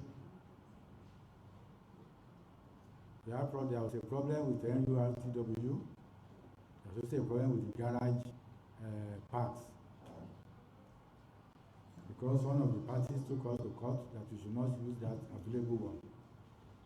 And so the only option for us was to use NATO. And NATO apparently how to also look inward to get some motors from other dealers. And some of the dealers made life very, very difficult for us, because what the commission normally does is to pay the transporters 50% in advance and 50% after returning electoral materials from the field. But the new ones that the NATO got insisted not only that we must pay them in full, also that we must pay them in cash. And you also know what the whole nation is going through currently. Because the cash we had, if you had not budgeted for the ad hoc staff to pay them on Friday night at the racks, they would not have come out at all yesterday. So we had to pay them. So the little remaining, we are able to pay some transporters while assuring others that we do transfer. And you even know that even transferring these days is not an easy job to do. It will take some time, or if not days, before you could get some transfers done. Some of the staff also have some security challenges, especially in the theater, when they were going in the morning. And encountered some of the other hoodlums in the area who are already attacking some polling units. They ran into them and they also threatened them. And many of them had to scamper for their lives. Many of them, we didn't get them until about 2:30 a.m. this morning. It was a very, very precarious situation on our hands. But we were able to manage through. We had threats to the election in some parts of the state. About midday yesterday, we got a report that 3 PUs in Abuja area, that there was shooting. I called the Commissioner of Police, who deployed heavily to that area. Later he called me that he himself even went there. Also in Mafoluku area, we had some challenge, where one of our beaver machines was snatched and taken away. In fact, the Commissioner of Police was also physically there, and was even the one that took all our men and materials to the police headquarters in Ikeja for safety. Invariably, we went there later to go and rescue them at the police headquarters. There are some of the areas in which we had challenges yesterday, and the areas of Etiosa, where some people also came out, moving around to also attack some of our facilities there. But by and large, we were able to manage, and we all recollect that we have about 13,325 polling units in Lagos State. Areas where we had challenges yesterday were just about under 10, and therefore I could say that it is quite a very manageable proportion when you look at it compared to the larger number that we have in the state. You also know that we have a voter population of 7,060,195 in the state. So when we also look at the statistics, we found out that about 6.2 million collected their PVCs in Lagos State, and the areas affected were also about 7,000 people. So if you also take the statistics, the percentage of that, you know that it looks very little. Even though to us in the commission,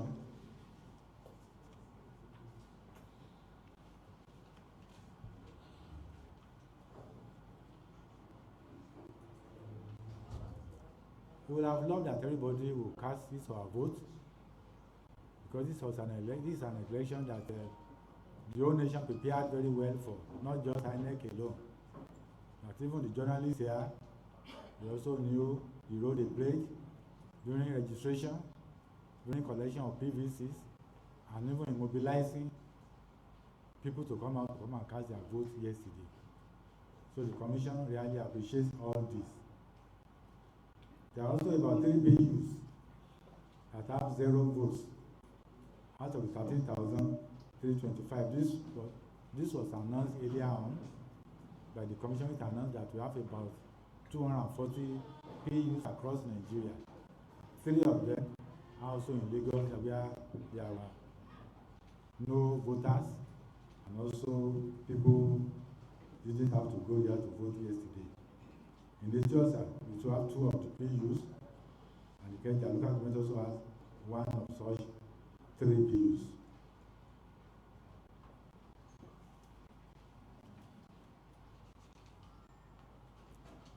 We are here this evening to listen to the 20 local government coalition officers and their letter officers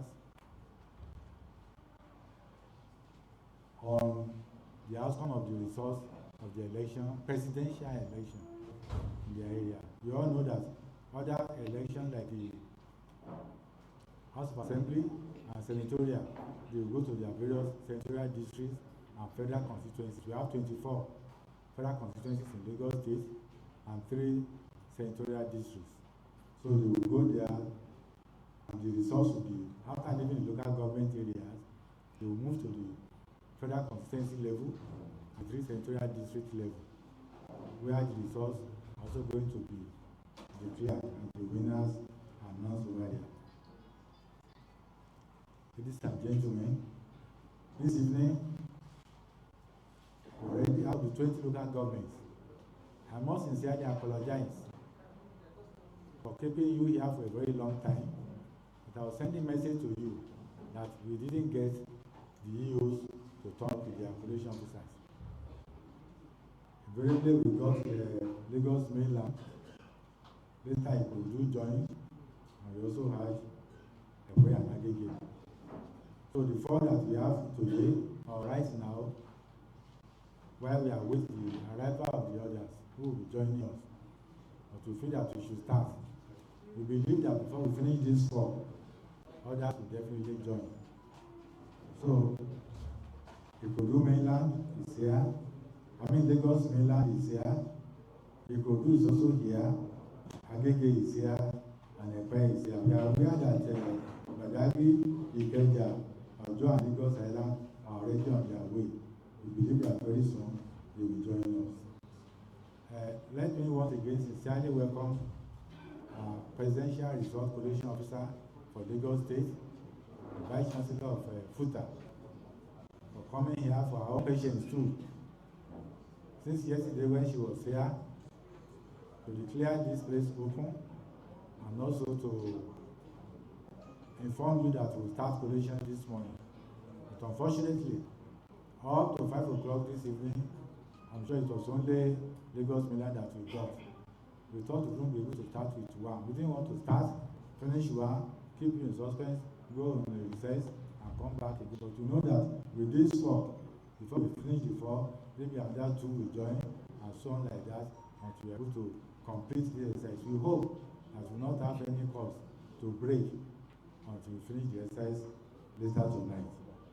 On that note, I want to sincerely, on behalf of the Commission, INEC, welcome you all and wish all of us a very fruitful stay here this evening. Thank you and God bless you all.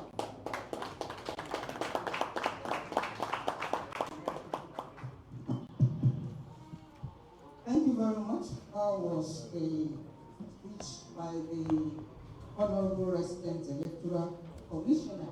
Shall we put our hands together once again for him, please? Yes, before we spring into action, it is important and pertinent to hear one or two words as an opening remark from the Vice Chancellor. Over to you, ma'am. From the coalition officer, Presidential Election Resource Coalition Officer.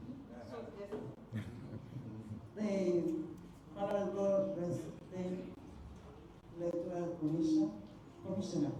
Thank you. Distinguished ladies and gentlemen, please permit me to stand on the well-established protocol that you have just taken us through. I wish to thank everyone for your patience, as it's been said.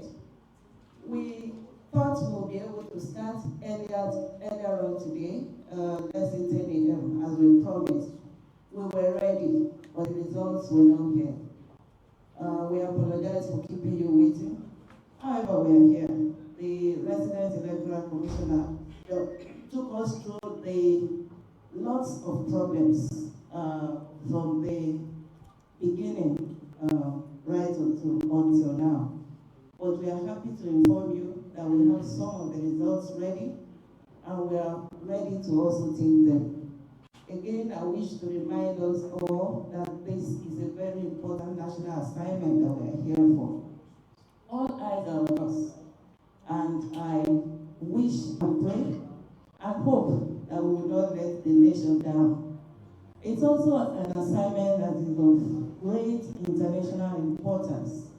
Therefore, we hope that we will also not embarrass the international community. We are set, and I think we are good to go. Hopefully, like it's been said, before we finish the results that are on ground, the other people will join us. And before daybreak, we'll be done and we'll be out of here. We thank you for your patience, and we hope everything will go smoothly. The results slip, the booklet is here. Like we do in our institutions, you can see it's not yet opened, it's blank, and when we open it, we also show you to let you know that it's blank. We can open it, so everybody can have a glimpse of it.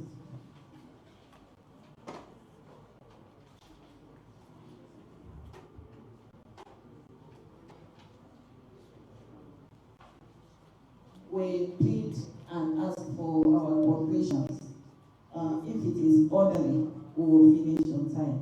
Where there are comments and questions, let's please be orderly with it. We are not many here, and therefore I think we can make it as orderly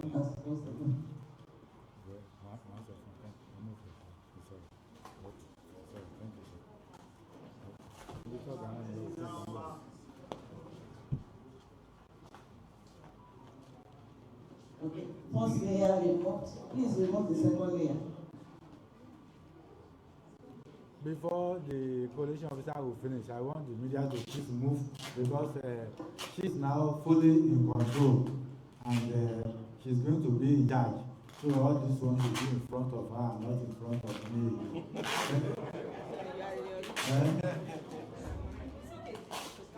They are not seeing her. No, they are not seeing her. How people outside they are not seeing Madam? It's me they are seeing. And I'm not the owner of this exercise again. This is not the camera. The cameras are there, so they believe that they believe that all this is to do with you. So we have this is for EC8D, and this is what we use for the results. It's blank again, as you can see, and we will all follow the procedure right on the screen there.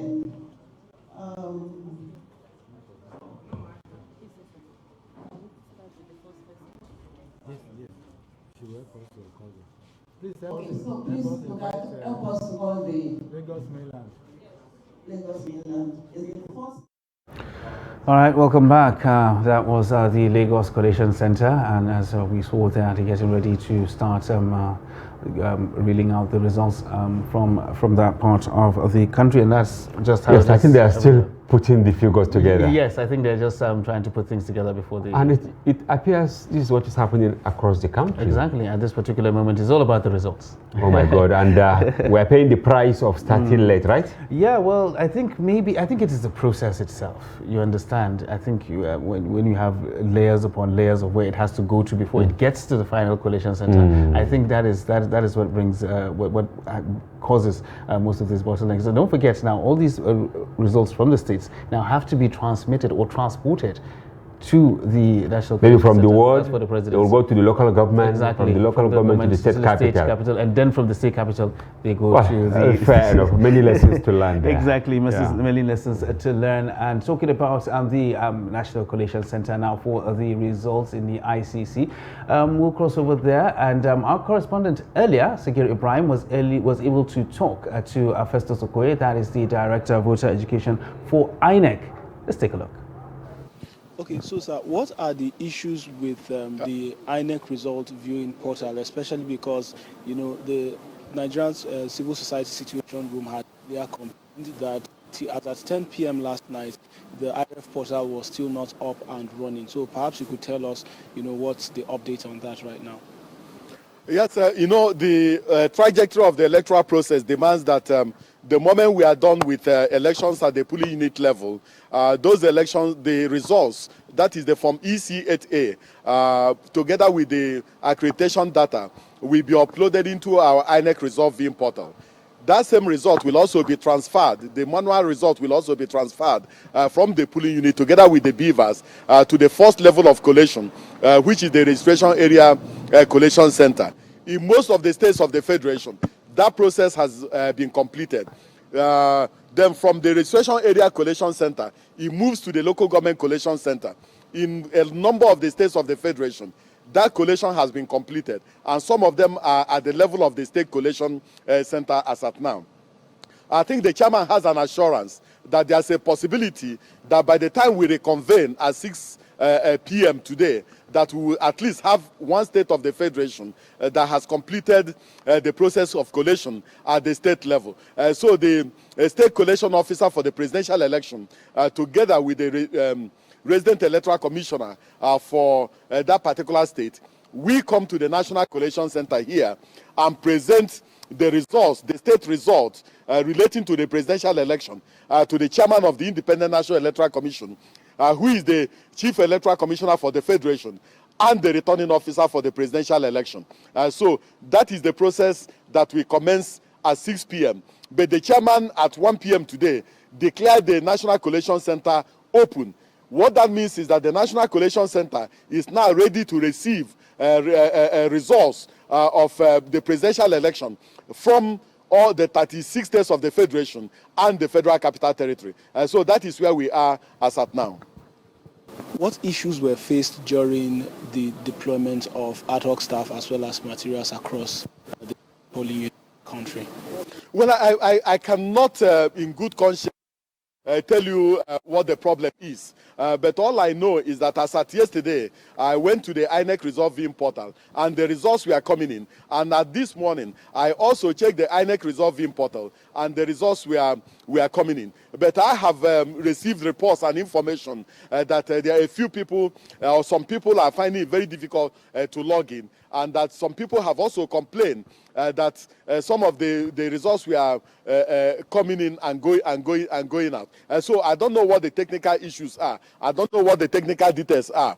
But the moment I get back to our situation room, we ask the IT people and those who are in charge of the portal whether we have challenges. And if we have challenges, I want to find out the nature of those challenges and what they have done in relation to remedying those challenges. So I'm slightly deficient when it comes to the issue of technology. So I'm going to go and ask the experts so that I will have a good information relating to what is going on, so that I can pass that information to the public. So now talking about the beavers, were there challenges, especially with regard to, ballot box snatching, which of course we heard, were witnessed in some areas during the election? Well, there are concerns relating to some of the challenges we had, mobilizing to the polling units in some parts of the country. Generally speaking, in most parts of the country, we did deploy and we did deploy on time. But there were a few states where we had some challenges. There are some states where some of the transporters we engaged in terms of the drivers backed out at the last moment on grounds of security challenges. And some of them even backed out on grounds that we needed to pay them more for them to go to places that have security challenges. There were also some places where we had significant challenges getting corps members to mobilize to certain areas, and also getting our APO 1, 2, and 3 to go to certain areas. But there were also a few places where we couldn't mobilize on time out of our own making. So we are not offering excuses in relation to some of these issues. If there are lessons to be learned, we have learned valuable lessons from this election, and we still have elections in. So what the commission will do this presidential election is especially areas where we have logistic challenges, and then move on to the electoral process, because we want Nigerians to engage with this process. We want Nigerians to have trust in the ability of the independent to conduct transparent, verifiable election. And so we are not leaving anything to chance. We know that there were challenges. We acknowledge those challenges. Some of those challenges were due to infrastructural issues in the country. Some of them were due to security challenges. Some of them were due to geographical challenges in terms of terrain. And some of them were also due to our own failings and our own making. We're taking all board, and we are going to recalibrate and then retool our processes and overcome all these challenges and problems. Election results have flooded social media spaces so far. So what is your call, especially as people think that some of these results might be coming from INEC? No, we are really not surprised, because the BVAS is the ultimate game changer, is the ultimate arbiter, and also a nightmare of election riggers. So since carrying of ballot boxes and ballot papers are no longer fashionable, since they have no electoral value anymore, people are now targeting the BVAS, which is the game changer. And since they are targeting the BVAS, we'll keep on improving on the technology of the BVAS, so that the moment you move the BVAS from one location to the other, it is automatically demobilized and it becomes useless to you, even if you snatch it. So we are doing something about the BVAS. But I believe that ultimately we must begin to name and shame those who do not believe in the electoral process. We must begin to develop and cultivate the democratic spirit that allows us to allow the rule of law and due process to prevail. That is the only way our electoral process will develop, and that is the only way we can continue to sustain our democracy. We cannot sustain our democracy through fraud. We cannot sustain our democracy when those who are supposed to believe in the rule of law and have fidelity of the rule of law, violate the intent of the law, violate the intent of the constitution, and also use extrajudicial and extra-constitutional means to get to power. That cannot advance our democracy, and that cannot advance our electoral process. Now, talking about cancellation of results, what happens in the situation where, results are cancelled? We don't cancel results arbitrarily. At the level of the polling unit, if there's an overvoting at a polling unit, it is the responsibility of the presiding officer to cancel such a result. If a presiding officer has been prevented from deploying, that presiding officer is supposed to fill a certain form, which the presiding officer takes to the first level of collation and hands over to the registration area collation officer, and then it goes on and on. And so our electoral process is based on procedure, is based on process. And if you also look at section 65 of the Electoral Act, if, for instance, a declaration and a return has been made under duress or not made in accordance with the law and the regulations and guidelines of the commission has been given a period of 7 days to review that declaration, review that particular return, and take a decision. And so various things we do and decisions we take and actions we take are based on the Constitution and also based on the law. And on a lighter note, finally, sir, how would you rate the performance of the Commission, in this election so far? I will rather allow Nigerians to rate our performance, but I believe that within the context of the trajectory of the Federation, we have done very well in terms of making sure that this election is not postponed, and also in terms of making sure that our election materials get to site and get to location on time. Yes, we acknowledge that there were challenges in a few states of the Federation, but on the whole, this commission has done well, and we are still going to continue to learn valuable lessons in order to proceed with the electoral process and continue to give Nigerians a very good voting experience. All right, so that was Secure earlier at the ICC, and now we're crossing over live to the ICC, which is the result on a secure email based on what transpired at the polling units was collated at ward level, local government level, and state level. So you'll all follow with us the collation as announced by the State Collation Officer for the presidential elections. So why the REC Ekiti State?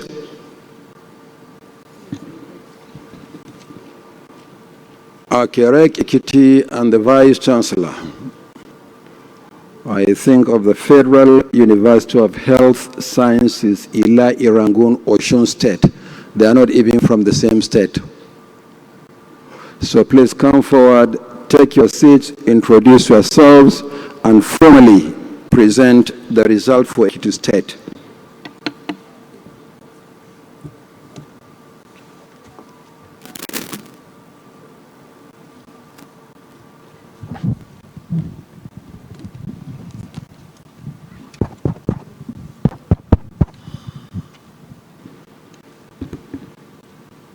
Resident Electoral Commissioner, speak to the microphone. Introduce yourself and let the scope introduce himself before the result is presented. Thank you, sir. I am Professor Ayobami Salami, the resident electoral commissioner for Ekiti State. And with me is the collation officer for the state.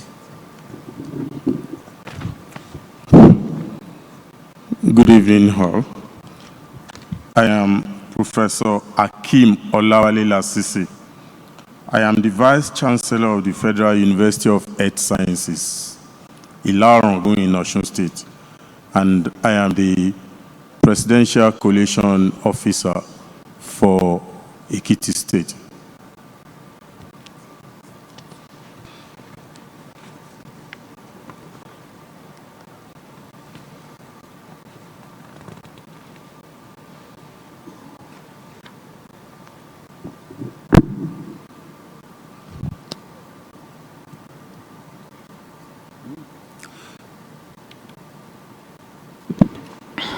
Right, Scope, please continue. Okay, sir. Tell us the number of local governments in the state and the other details, and make your submission thereafter. Please go ahead.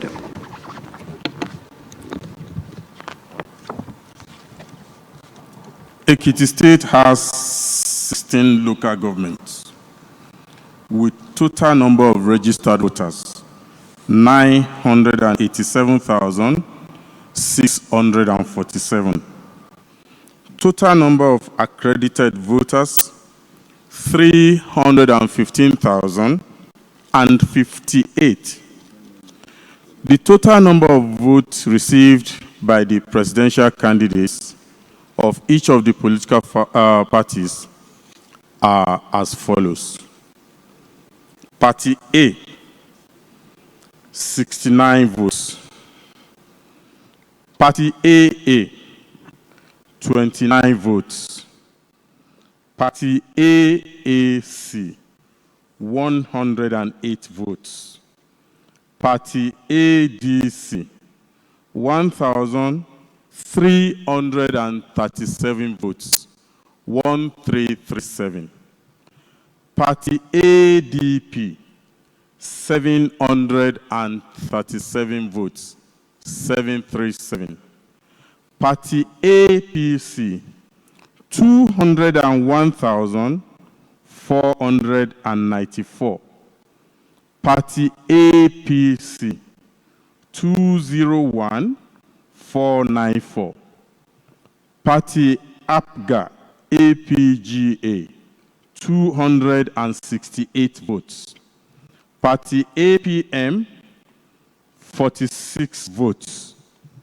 Party APP, 91 votes. Party BP, 46 votes.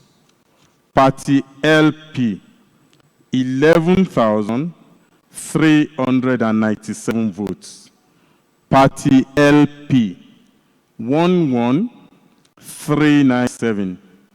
Party NNPP, 264 votes. Party NRM, 131 votes. Party PDP, 89,554 votes. Party PDP, 89,554 votes. Party PRP, 48 votes. Party SDP, 2,011 votes. Party SDP, 2011. Party YPP, 81 votes. Party ZLP, 460 votes.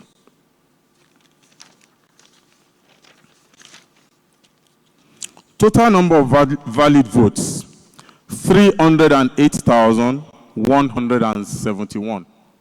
308,171. Total number of rejected votes, 6,301. Total number of rejected votes, 6,301. Total vote cast, 314,472. Total vote cast, 314,472.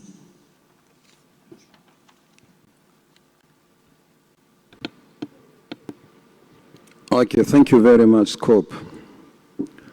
Are there places where election did not hold or cancelled for sundry malpractices? Yes, sir. There are 2 places where elections where we had cancellation. The total number of registered voters in the polling unit is 1,786. And the areas, Ado-Ekiti local government, Ward 4, polling unit 7, and Ekiti East local government, Ward 7, polling unit 6. The reasons for the cancellation are bypass of beavers and overvoting.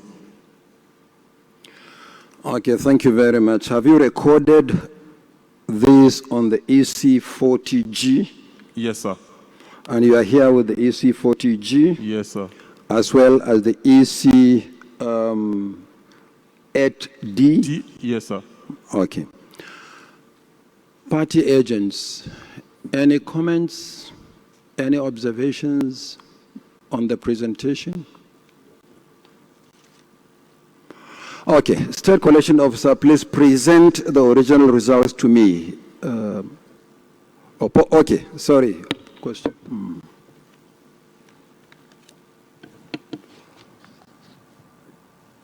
Please give him the mic.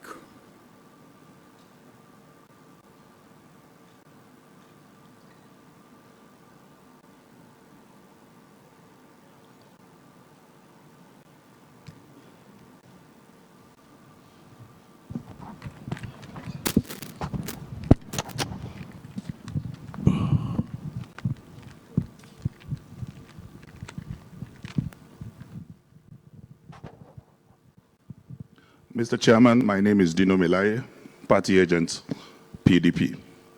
I just want to be educated. I have bypass of the beavers responsible for the cancellation. I just want to understand what it means, bypassing beavers. Thank you. Okay, State Collection Officer. Yeah. As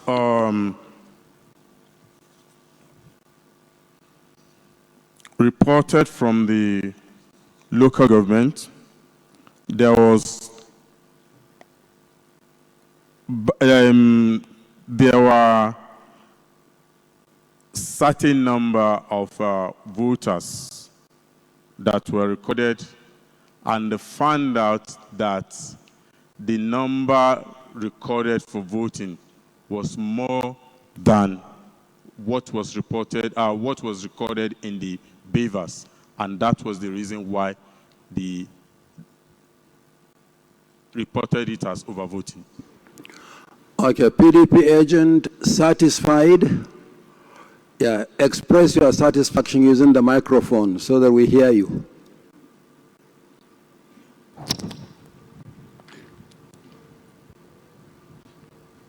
Satisfied. Thank you very much. So, State Collection Officer and the Resident Electoral Commissioner, you may step forward to present your report.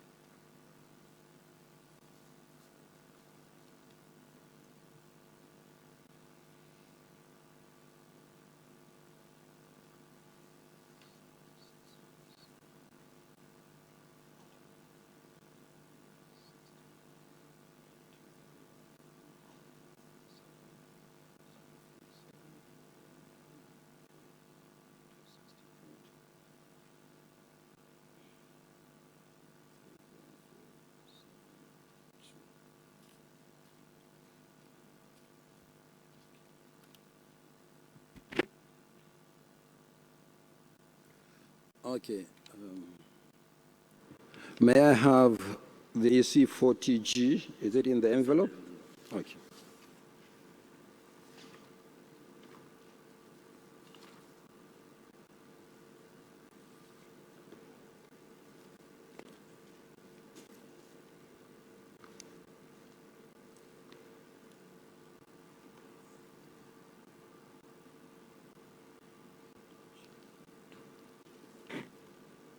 Okay, thank you very much. Thank you. Thank you, Scott. Thank you very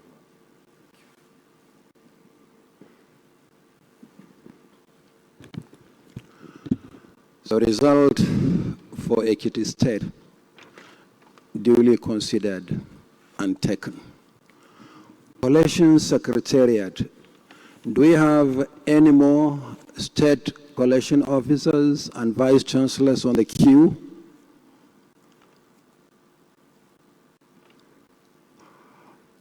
No more for today? Okay. Your Excellencies, ladies and gentlemen, today, right now, we have only Ekiti State, but we are aware that there will be many more states concluding tonight and coming to Abuja. We'll make a special arrangement to bring them over quickly where there are no commercial flights to bring them and where they are separated by a considerable distance from Abuja. So on this note, and as I said in the afternoon, there will be interludes. We hereby adjourn and reconvene at 11 in the morning tomorrow. Thank you very much.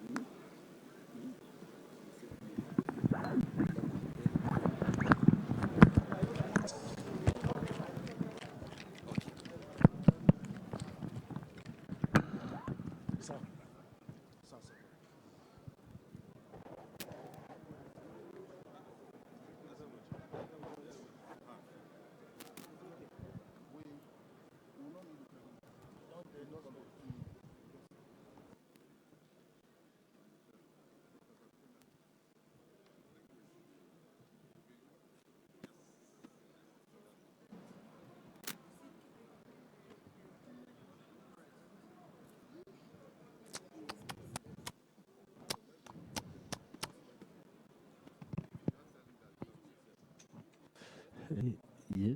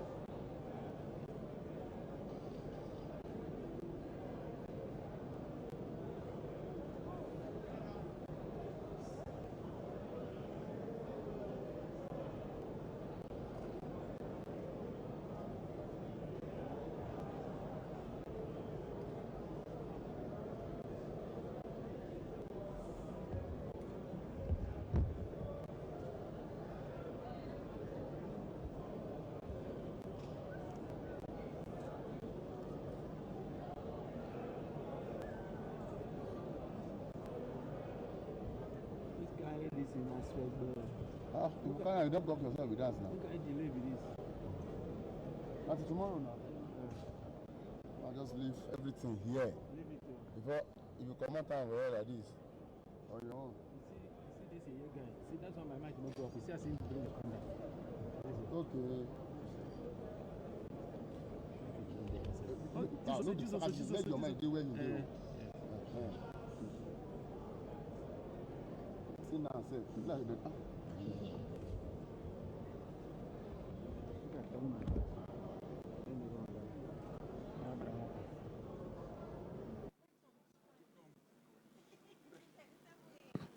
Check.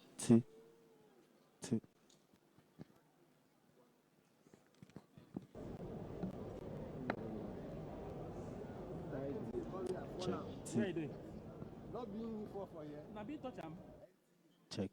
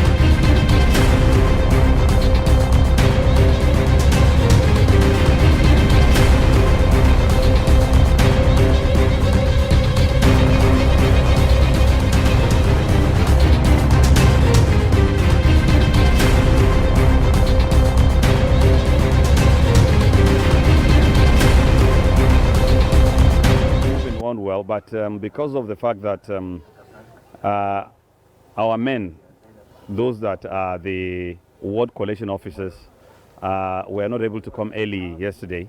They arrived late at night, and I think they left for their collation areas around after 11 p.m.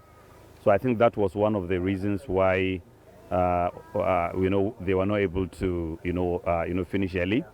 But thank God that at least they have started coming back, and we're making progress now. And more so that we have some 1-2 wards that have had some problems with the beavers, which that has caused that they have had their elections today, which the election I think ended around 1:30 or 2:30. So I think the collation officers are still there, to collect. And of course for us, we are here at the local government waiting for them to bring down the results for us to collect and see a way of, returning them. So now we have collated I think about 6 out of 13 in Kaduna South local government. No, we have not. We have to finish before announcing the results. Apart from this, do you have any other challenges? No, of course, there are normal challenges. We don't have much more challenges rather than normal challenges, whereby that one of them being the fact that some political parties were not shown on the ballot, or they were shown on the ballot, but they were not on the collation forms or something like that. We have had such problems, like the LP party. And also at the same time, we have had, even though of course we at the collation center, we don't have much of that problem, but some of the political parties are complaining of over voting and some other irregularities, which of course definitely they are normal with elections, which we appeal to them that the normal procedure is for them to write to INEC, state office, and clarify the issues. I think they will take care of that. How soon are we expecting the result to be announced? Seriously, I don't think it will be possible today. Yes. So perhaps it may be late in the night, or perhaps maybe tomorrow morning. The process is moving on well, but because of the fact that our men, those that are the ward collation officers, were not able to come early yesterday. They arrived late at night, and I think they left for their collation areas around after 11 p.m. So I think that was one of the reasons why they were not able to finish early. But thank God that at least they have started coming back, and we're making progress now. And more so that we have some 1-2 wards that have had some problems with the beavers, which that has caused that they have had their elections today, which the election, I think, ended around 1:30 or 2:30. So I think the collation officers are still there, to collect. And of course, for us, we are here at the local government waiting for them to bring down the results for us to collect and see a way of, returning them. So now we have collated, I think, about 6 out of 13 in Kaduna South local government. No, we have not. We have to finish before announcing the results. Apart from this, do you have any other challenges?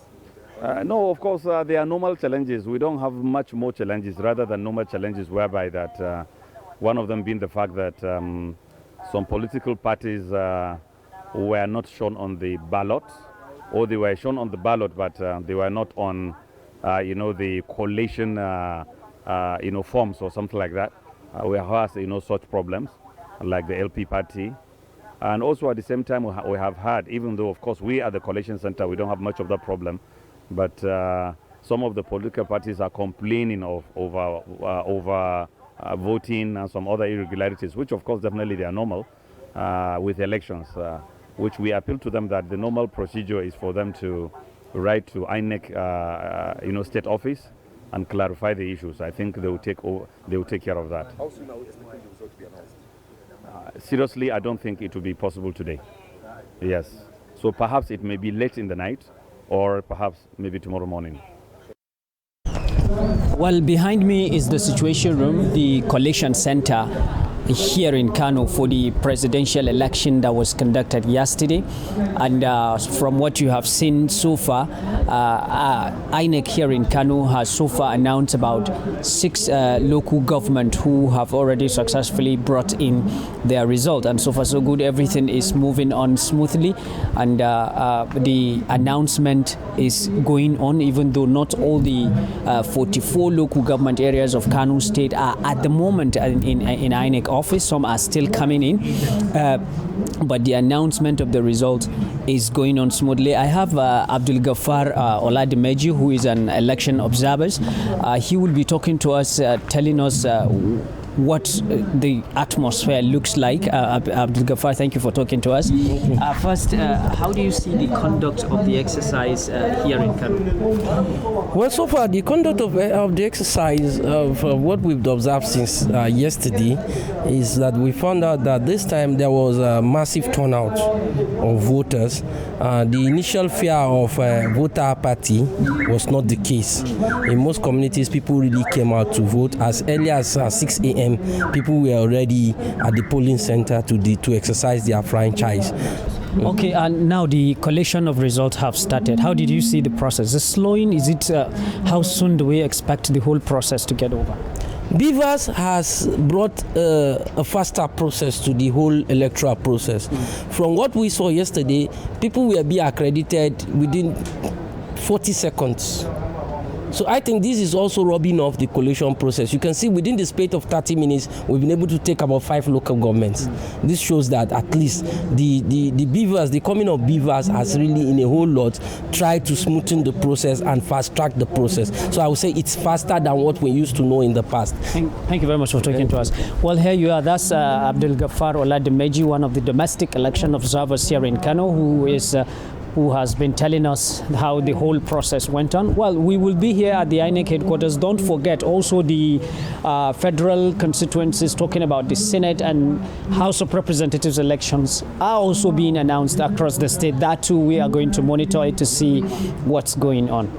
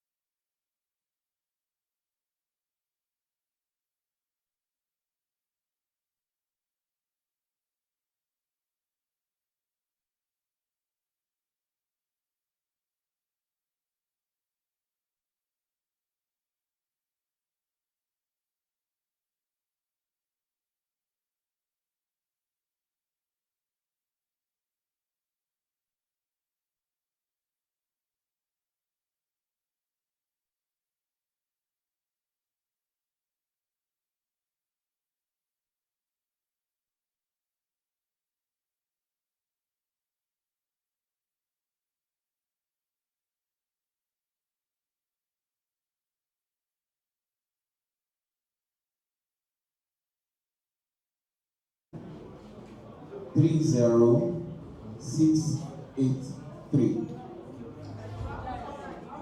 Now, votes received by political parties. We have A, that is A party. You have not told us valid, sir. The ones that are valid, the ones unvalid. Not yet. I will say not yet. Party A, 54. Party A, 54. Party AA, 6. Party AA, 06. Party AAC, 18. Party AAC, 18. ADC, 211. ADC, 211. ADP, 58. ADP, 58. APC, 19,867. APC, 19867. ABGA, 34. ABGA, 34. APM, 14. APM, 14. APP, 7. APP, 7. 07. BP, 25. BP, 25. LP, 3,497. LP, 3497. NNPP, 76. NNPP, 76. NRM, 14. NRM, 14. PDP, 5,221. 5,221 is 5221. PDP, 5221. PRP, 6. PRP, 6. SDP, 22. SDP, 22. YPP, 11. YPP, 11. ZLP, ZLP, 81. ZLP, 81. Total valid votes, 29,222. 29,222. Rejected votes, 1,356. Rejected votes, 1,356. Total vote cast, 30,578. 30578. Thank you. Thank you very much. Your addition tallies with our own. I want to find out, do we have comments, questions on this result? Questions, comments? If there are none, please, can we have the Okay, translation. Do you have translation?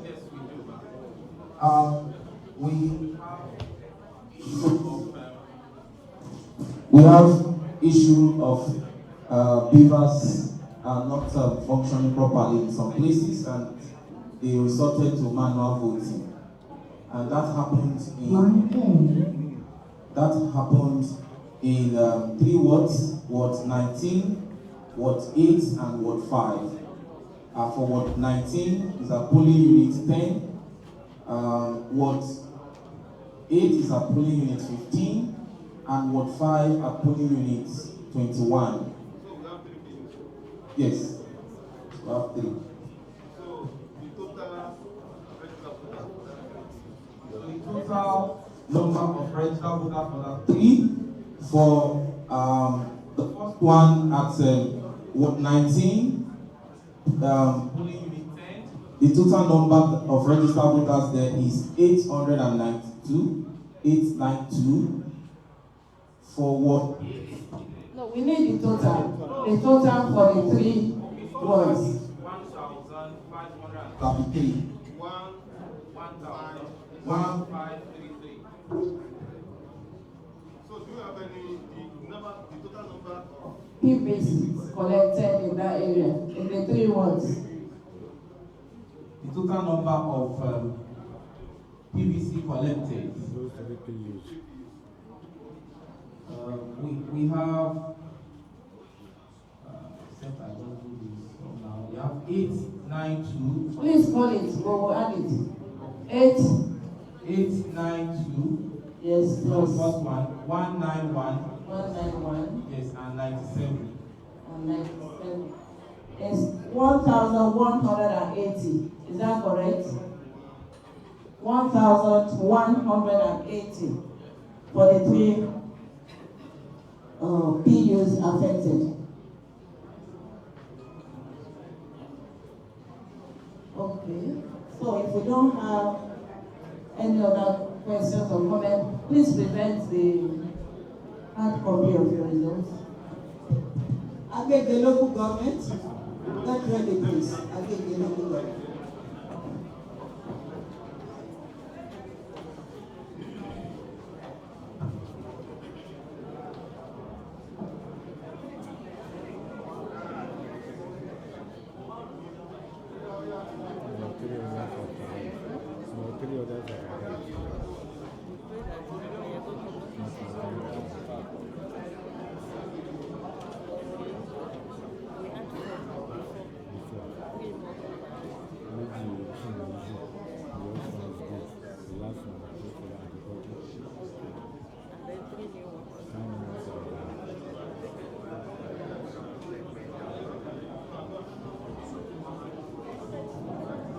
Your comment is it on what we have finished or the one we are about to start?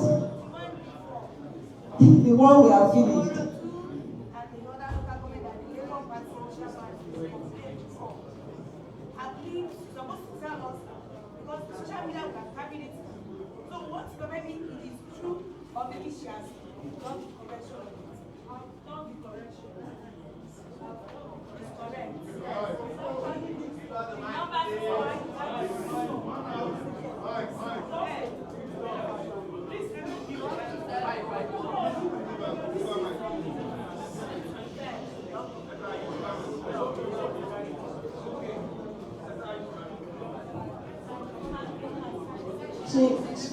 She mixed it up and it is correct. What we presented here is correct. Thank you very much, madam. What did you say?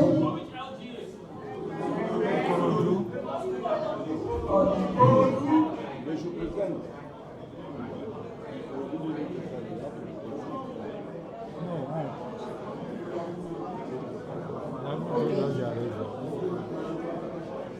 Who is ready? Ikorodu, are you ready? Which one is ready?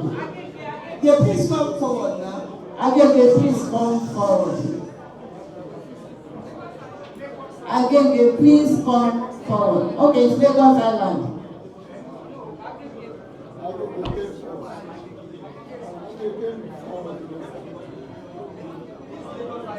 This is for the same Agege reviewing.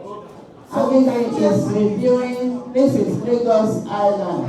Please present.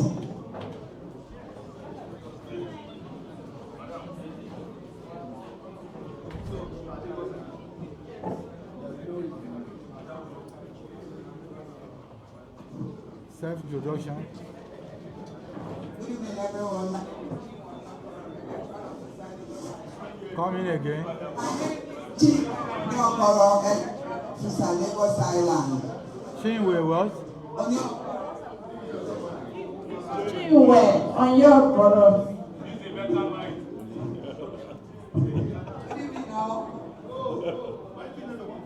My name is Chinwe Onyokoro, electoral officer Lagos Island.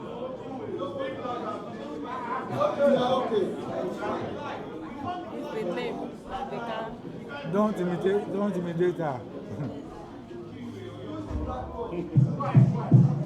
Good evening, everyone. My name is Adjunct Professor Taufika Agisani, presenting for Lagos Island.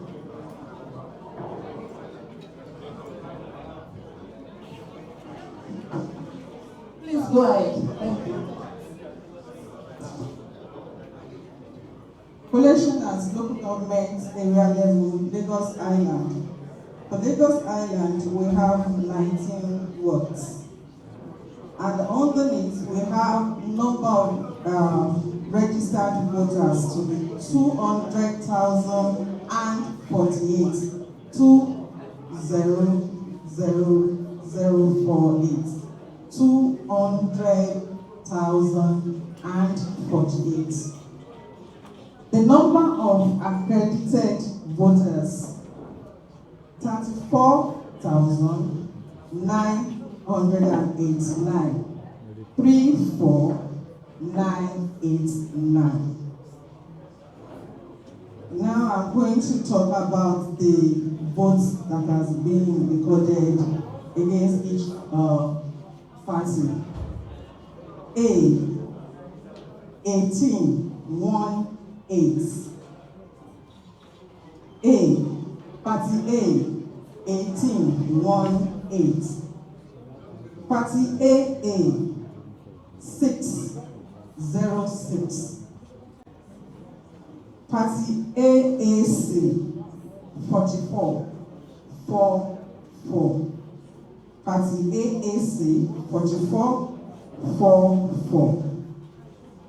Party ADC, 168. 168. Party ADC, 168. 168. Party ADP, 63. 63. Party ADP, 63. 63. Party APC, 27,760. 27760. Party APC, 27,660. 27. Wait. So, call it again, you have mixed it. Party APC, 27,760. Madam, go ahead. At the point you mixed it, please go ahead. Yes. Yeah, okay. Then the next on the list is APGA, 3434. APGA, 34 votes, 34. APN, 707. APP, 606. BP, 1212. LP, 3,058. 3058. NNPP, 79. NNPP, 79. 79. NRN, 505. PDP 2,521. 2521. 2,521. PRP 303. SDP 8088. YPP 2020. YPP 2020. ZLP 74. ZLP 74. Total valid votes 33,886. Again, total valid votes. Total valid votes. We have 33,886. And the total rejected votes. Total rejected votes 1,052. 1052. Now have total votes cast 34,928. Thank you very much, madam.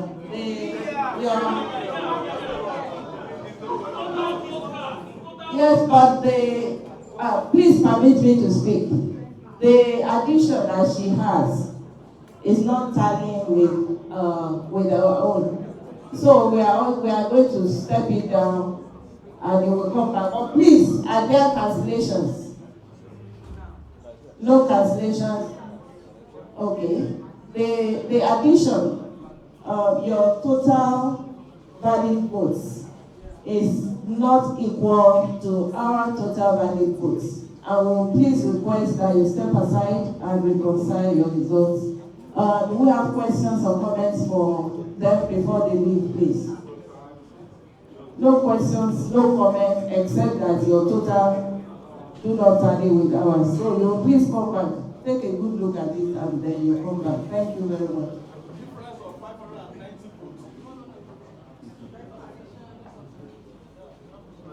Please come back for the document.